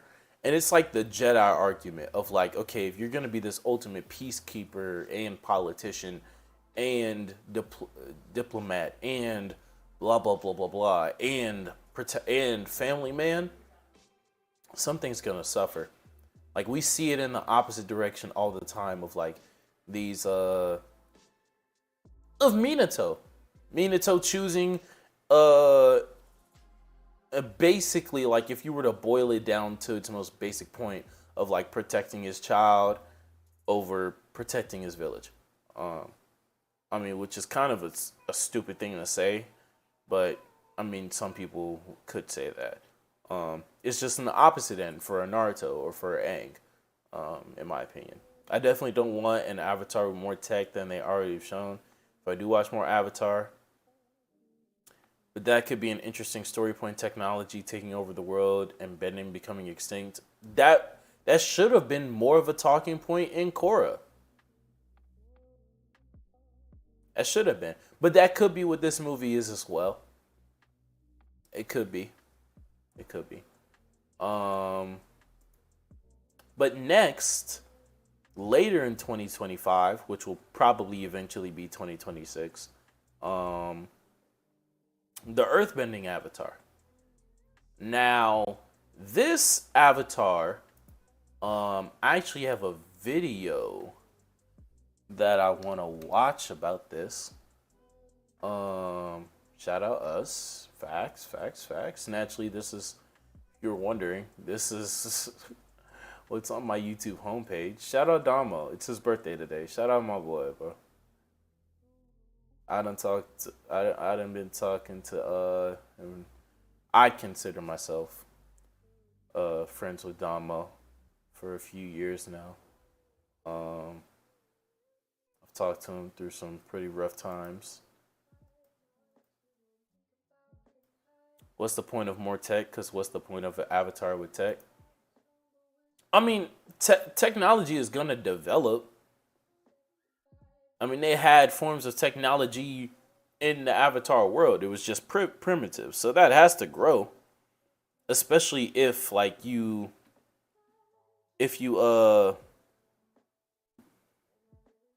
what's it called?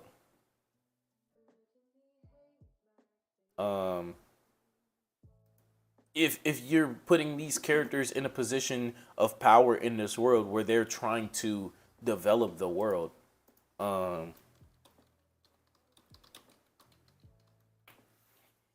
How does Avatar stay useful, I'm assuming, when it seems the world has itself together? It sounds like you're planning the plot for the show / movie. That's what it sounds like. That's what it sounds like. There's this video that I watched like a week ago. This video. I don't want y'all to hear it twice. So, here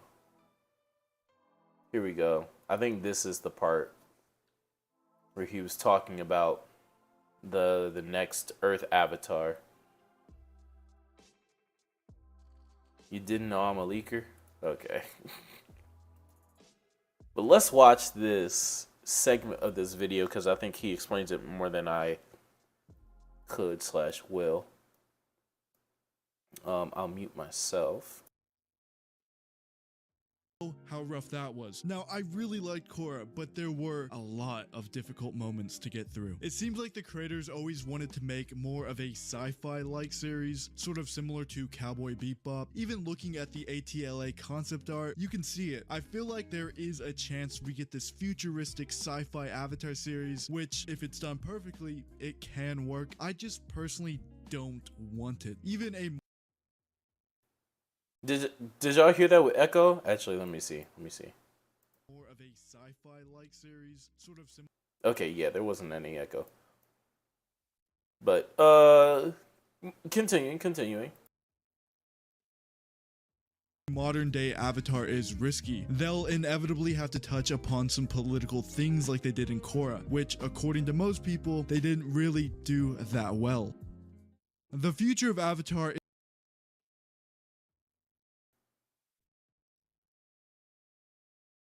Oh, you say you didn't hear it?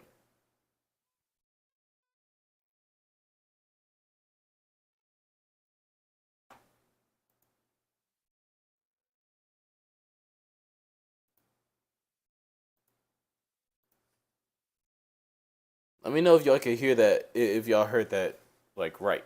Like, there wasn't any echo or anything.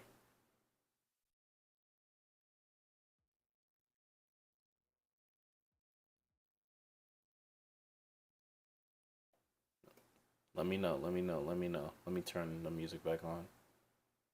Who says they have to touch on politics?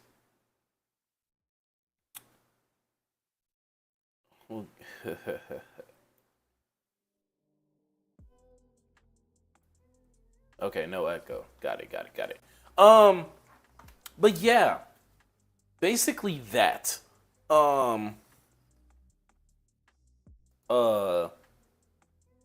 And he actually didn't. I didn't show the damn. That wasn't even necessarily what I wanted to talk about.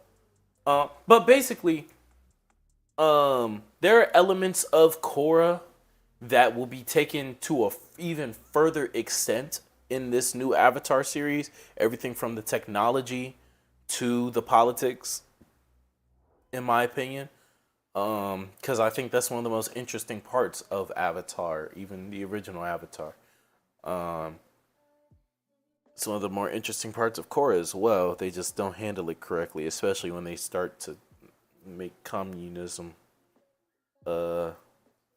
relations, or at least characters that try to embody communism as a concept. But nevertheless, the point that I wanted to get at was the fact that the new Avatar series, if we assume that Korra lives to 100, which, I mean, most Avatar live past 100, like well past 100, but let's say that she dies at 100. This Avatar would become the Avatar in the canon year of 2025, which would allow them to create that futuristic setting that they wanted to create, allegedly. Which I think could spell out, I mean, if not in the Adult Team Avatar movie, in this animated series, they would live, they would tackle the themes that you were referring to of, what's the need of an avatar if the world has technology to solve their problems?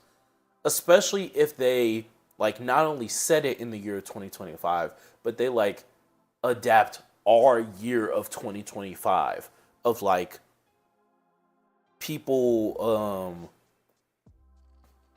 constantly questioning people in power and influence, people looking more towards themselves to solve problems rather than someone else, people abandoning faith for whatever reason. Like there are a lot of things to look into our society and adapt into a potential Avatar series. Hopefully it wouldn't be too on the nose, but I can see those parallels being tackled in a modern day or even futuristic Avatar series. What could be cool is that Korra could be like Kyoshi and live for 200 years, and the new Avatar is in a Neo world, something like Batman Beyond. Yeah, and then even more so you could tackle that. And then the Zuko film, Cardiac understands the assignment. Yeah. That's why I'm assuming that he's talking about when he's talking about adapting politics. Which surprise, surprise, I will give you guys a little tip. Right now, River, who's been helping me edit my videos since the new year turned, is currently working on a video that outlines the importance of politics in fiction, in our different shows, in our different movies, and in our different video games as well. That's something that'll be coming to the channel more so in the coming months. I'll be integrating more video game talking points into my videos. I won't be doing full-on playthroughs as videos or like a full video focused on God of War Ragnarok or whatever. But when I talk about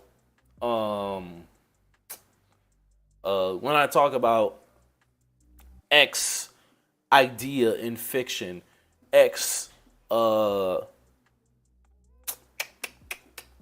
aspect of storytelling, I might, mention a video game or two.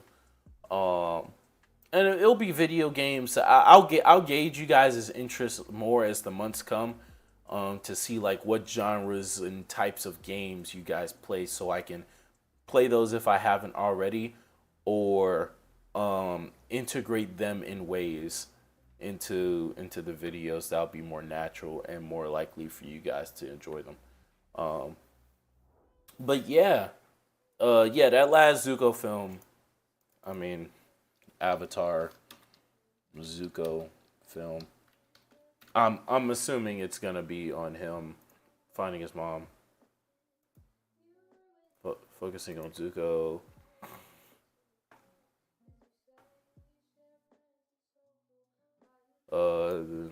Also known as the Blue Spirit.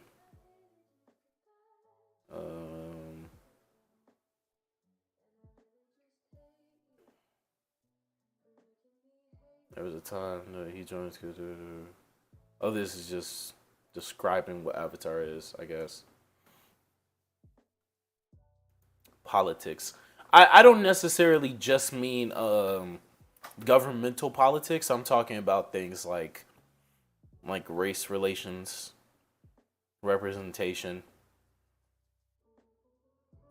What is with this trend of wanting Azula to get redemption? Like, no. People like characters. And people think that because a character is likable, that they should eventually be good. It's the same thing with what we were talking about earlier with the Joker.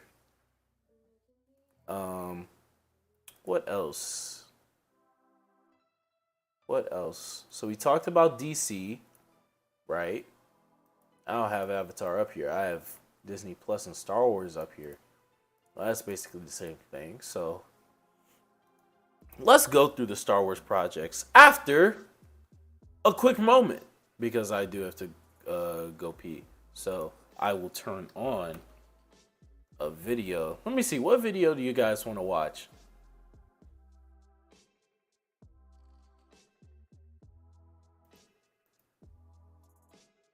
What video do we want to watch, guys?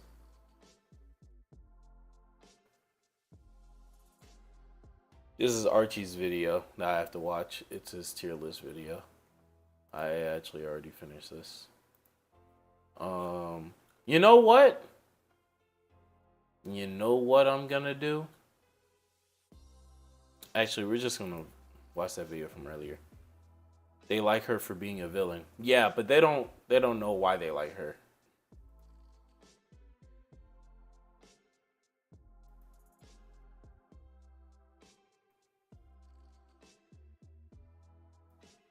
We'll watch it from here. We'll watch the Avatar video from here. I'll be back though. I'm gonna go to the restroom. Didn't watch my last video, you might not know that it's been widely reported that there is an Earthbender Avatar series in the works. Yes, the Earthbending Avatar after Korra. This series will start airing in the same exact year as the adult Aang animated movie, which is stated to be coming out October 10th, 2025. So that means this series has to come out in either November or December. If you made me guess how they're going to be announcing this series, I would guess it's going to be a surprise post-credit scene after the Aang movie. Here's what we know about the series that I didn't mention in my last video. Now, I want to make this very clear. This is a rough estimation and may not be true, but it makes a lot of sense. This new series is likely going to take place in our current era, so sometime before 2030. If Korra dies at exactly 100 years old, which isn't unreasonable considering Aang's total lifespan was 166 years old, Kyoshi's was over 200, etc, etc, and that would mean the new Earth Avatar series will take place in 2025, the exact year as the show is being aired, which would also make him the same exact age as Aang, 12 years old. One, this would be super nostalgic to all of the old fans, and it's also sort of a homage to Aang in a way, but it would also be pretty unique to see a story written about a bender in our current time with our technology. We got to see a little bit of that in Korra, but that was more like 1930s New York vibes. I really like this idea and it does make a lot of sense. However, nothing is really that simple with Avatar. The creators like to always go the hardest possible route with this franchise, and I don't know why. Nothing is ever as simple as, let's do something that makes sense. After the cartoon finished airing, they were like, hey, let's sign off on a live action series. Then when that failed, Nickelodeon was like, hey, do you want to make a movie about Zuko? And they were like, no, let's make a whole new series based on a whole new Avatar that no one's ever heard of before, and let's place her in 1930s New York. And we all know how rough that was. Now, I really liked Korra, but there were a lot of difficult moments to get through. It seems like the creators always wanted to make more of a sci-fi like series, sort of similar to Cowboy Bebop. Even looking at the ATLA concept art, you can see it. I feel like there is a chance we get this futuristic sci-fi Avatar series, which if it's done perfectly, it can work. I just personally don't want it. Even a modern day Avatar is risky. They'll inevitably have to touch upon some political things like they did in Korra, which according to most people, they didn't really do that well. The future of Avatar is looking the brightest it has ever looked. We have a pretty good layout for what the future of Avatar is going to look like for the next 5 years, and it includes a lot of animated projects that we have been desperately lacking for years. But there's something that you guys have been desperately lacking, and that brings me to today's sponsor. This video is brought to you by Surfshark VPN. Surfshark is a VPN, also known as a virtual private network, that keeps your online identity safe by encrypting all of the information sent between your device and the internet. This keeps your personal data protected from big companies and cyber criminals. You guys are always commenting, saying stuff like, why isn't Avatar on Netflix anymore? Licensing shows between countries is complicated. You can fix this by downloading Surfshark VPN and changing your location to the US or UK. And you'll have access to Avatar again, along with many different shows. Surfshark has a clean web feature that blocks ads. Yes, ads. Whoa. Can't be advertising to my chat like that. What are we doing? Come on, the Avatarist. What kind of name is that anyway? Let me stop. Oh, apparently the mobile game is out as well. The Avatar mobile game has released.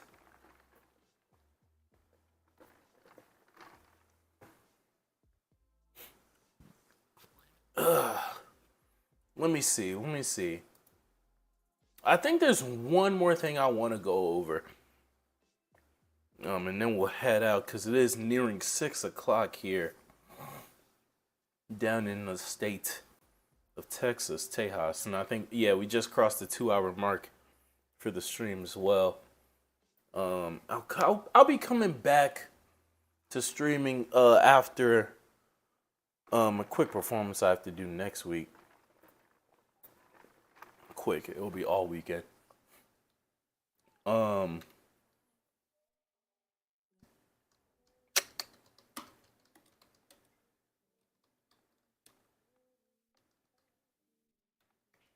I want to look at the Marvel shows and movies and Star Wars shows and movies coming out this year.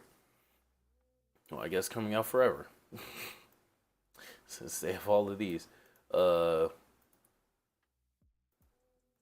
won't look at Marvel today, actually. I don't really feel like it. I'm not gonna lie. I don't really have the biggest I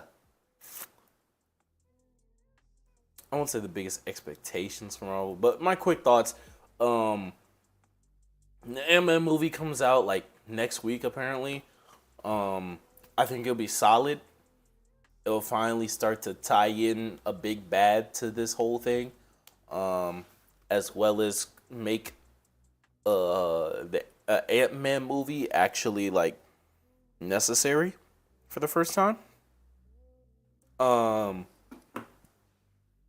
Beyond that, I don't see too many characters I can get emotionally attached to in Marvel left. Thor kind of broke me. Hulk, I don't really take him too serious either anymore. All the other characters don't really have their own little quirks that I find. A lot of them are like samey in terms of the protagonist, at least. Beyond that, I'm just not too really interested in the MCU as a whole. I'm more so interested in like specific aspects, like Kang and how he'll just wreck shit.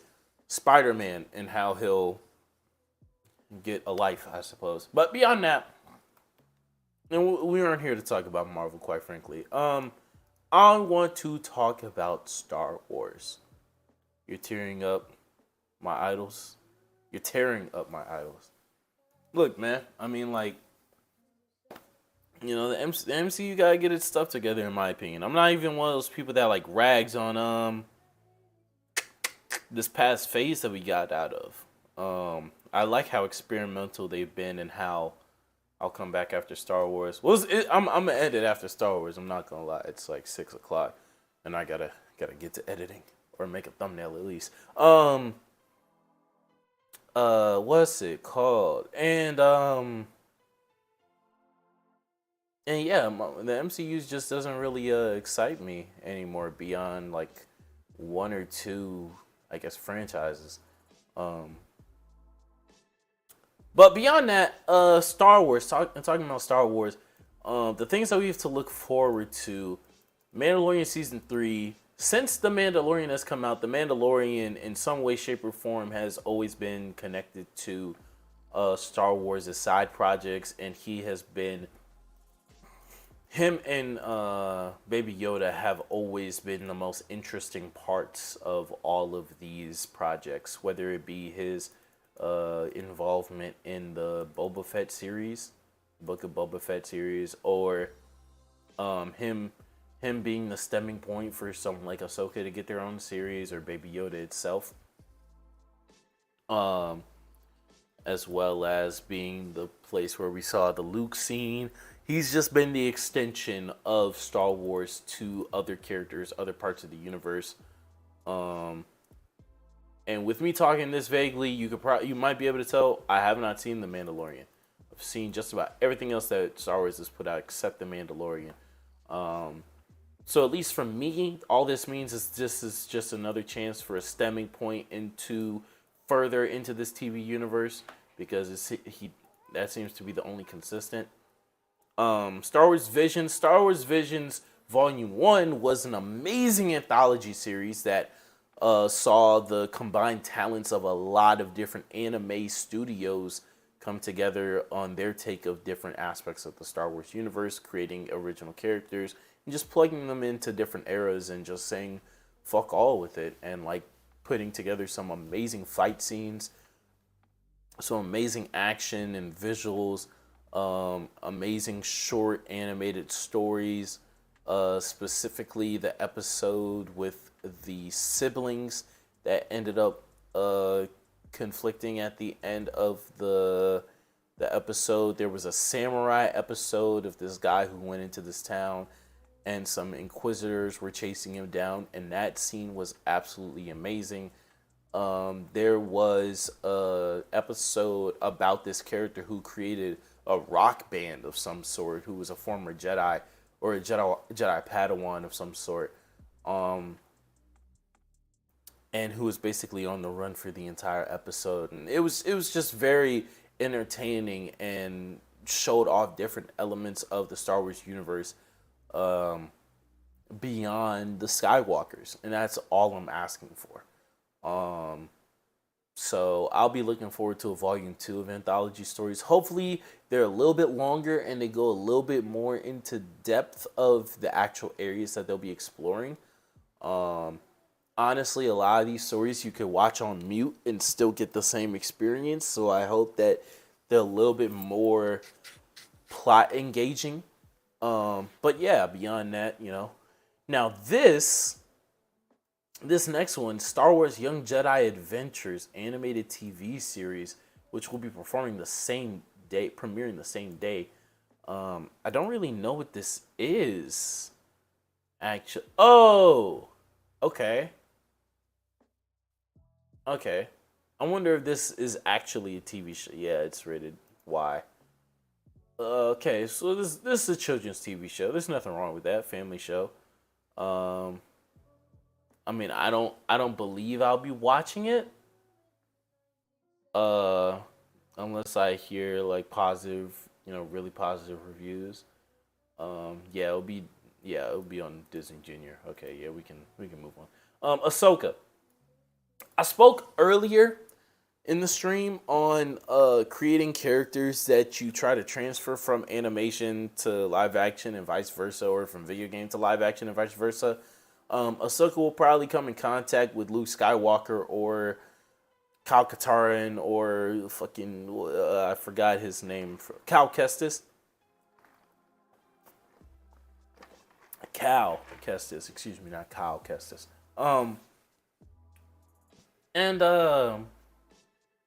It'll probably involve Ahsoka's. I mean, she'll be in hiding, of course, but I forgot specifically what from the novel like she was doing during this time that they'll more than likely explore before the sequel trilogy. I mean, it may involve her. I don't know. Let me see. What do they have?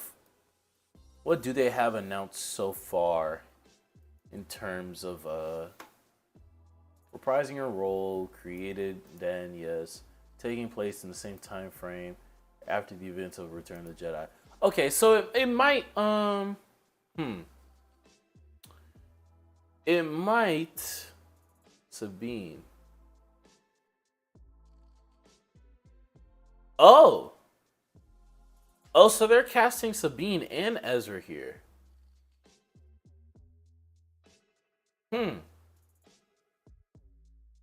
That's interesting. That's very interesting. I don't know if I like this now. Wow, I'm glad I looked at this, cuz now that I know that they're casting Ezra and Sabine, Ezra and Sabine into live action, I don't necessarily know if I like this at all anymore. Like I said, I spoke earlier on how I feel about, you know, characters whose like actual feats and whose actual abilities are aided by the fact that they are animated. And I definitely feel like that's the case for someone like Ezra, and especially for someone like Ahsoka. And for three characters who, I mean, like their entire being has been in animation. I mean, with the exception of Ahsoka in Mando season 2. Yeah, I don't necessarily know if I like that. I mean, it'll be interesting, especially to see their involvement with the new Jedi Order, I suppose. Um, a potential Cal Kestis appearance, but even then, I wouldn't necessarily like that inherently. Uh, mm. And it was really refreshing to see her in Tales of a Jedi as well, which was animated. Um, I don't know. I don't know what to expect from that, but I don't necessarily like that. I don't necessarily like that for for what that is worth, excuse me. Um Star Wars Skeleton Crew though, formerly Grammar Rodeo. I don't, what the hell? It's created by John Watts. A spin-off after Return of the Jedi, a coming of age story.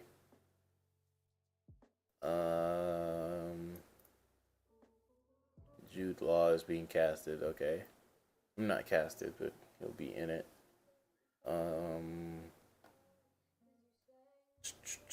It was later reported that John Watts was being considered to direct at least one episode. The new series was reported to be on set during the High Republic era, an era in which we haven't gotten anything in yet. Apparently, there have been some novels during there. Okay, there's been some novels and comics that I might have to check out.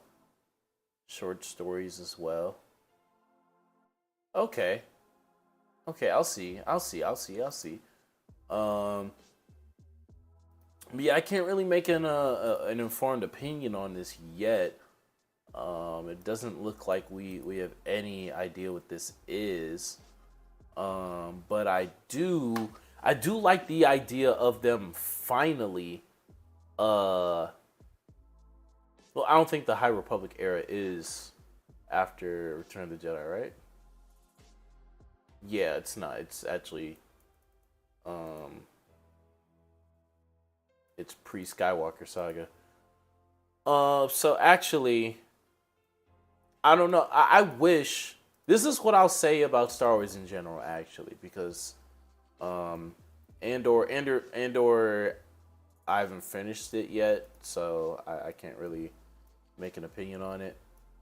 Acolyte at the end of the High Republic era. Okay, so I'll talk about this. Rogue Squadron, Lando. We don't need a Lando. Taika Waititi's Star Wars movie in development.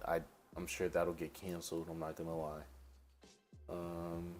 Rogue Squadron movie.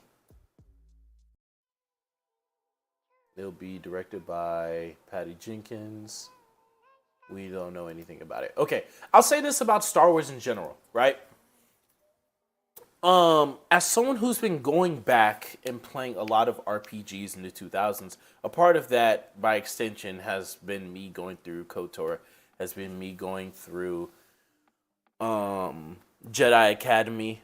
I mean, I've played Jedi Academy before. I've played Jedi Outcast. I've played the original Battlefront 2. Excuse me. I've played KOTOR 2 before, or at least I know the events of KOTOR 2. And knowing the potential of Star Wars beyond the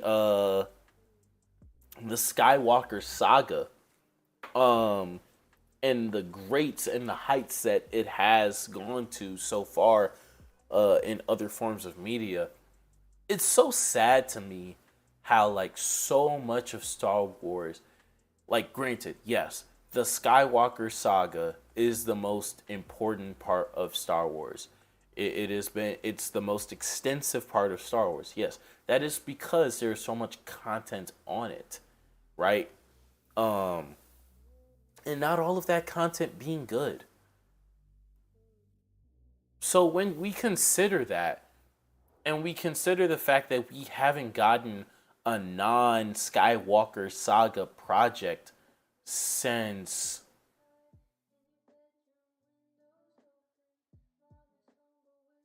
have we a main show a main show, a main movie? The last time that we've gotten something not set in the Skywalker saga, I could not tell you.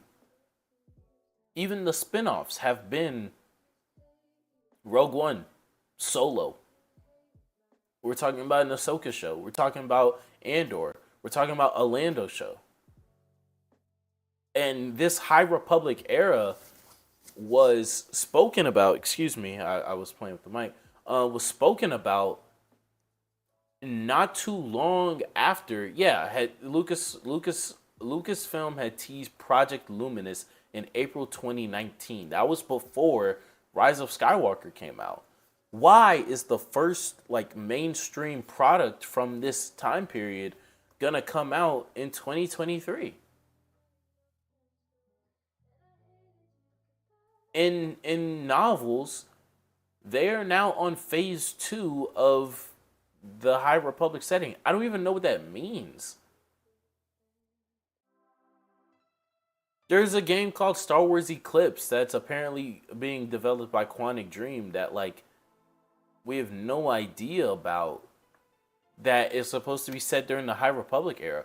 Why is the first part of the High Republic era going to be shown to mainstream audiences in a Disney Junior show? And then the Acolyte. Like, why? Why is it that this multimedia franchise does not use their multi-billions of dollars to stretch into other forms of media and tell different stories set in different parts of their universe? Why is it that since Disney has purchased Star Wars, they are afraid to branch out? Why? What is with this refusal and this cling on to what has worked, to what has always existed? Why not branch out and step out into a new era? Abandon the Skywalker name. Abandon the part of history that has carried an overwhelming majority of your franchise. Why? Because now we see a Star Wars that can't survive past characters that are already introduced. Like they are very lucky that before the sequel trilogy ended, they hit the ball rolling with The Mandalorian. They're very lucky. Because other than that, the only characters that people would potentially give Star Wars the light of day for would be maybe an Ahsoka. And they're lucky that they were able to get Clone Wars Season 7 off the ground. And that people were semi-accepting of the 9 episodes that came out. They're lucky that people, want to see Ezra being the new Jedi Order. Because it's Disney, they never do anything new. That is true. That is true. That is true. That's my overall thing with Star Wars. There's so much to explore. Even with the Skywalker, I'm not even saying just abandon the Skywalker. I'm saying this specific between, like, we don't have any major franchises. We don't have any major releases of Star Wars set in like the New Republic era, set in the time when Luke's Jedi Praxium was up and running? What were the inner workings of that? How did he rebuild the Order? It's been 4 years.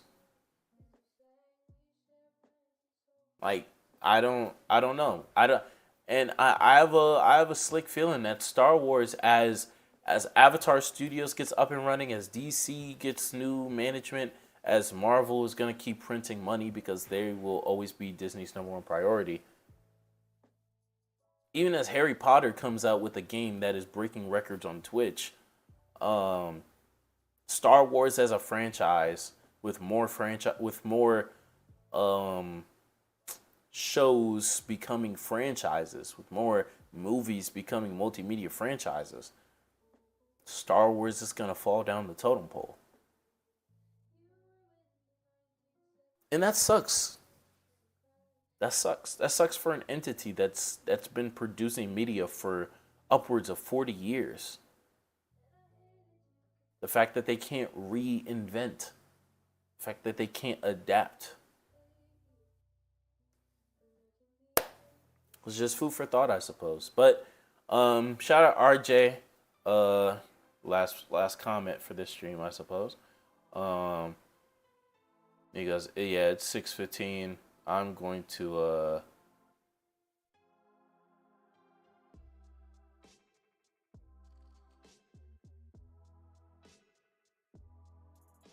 oh man.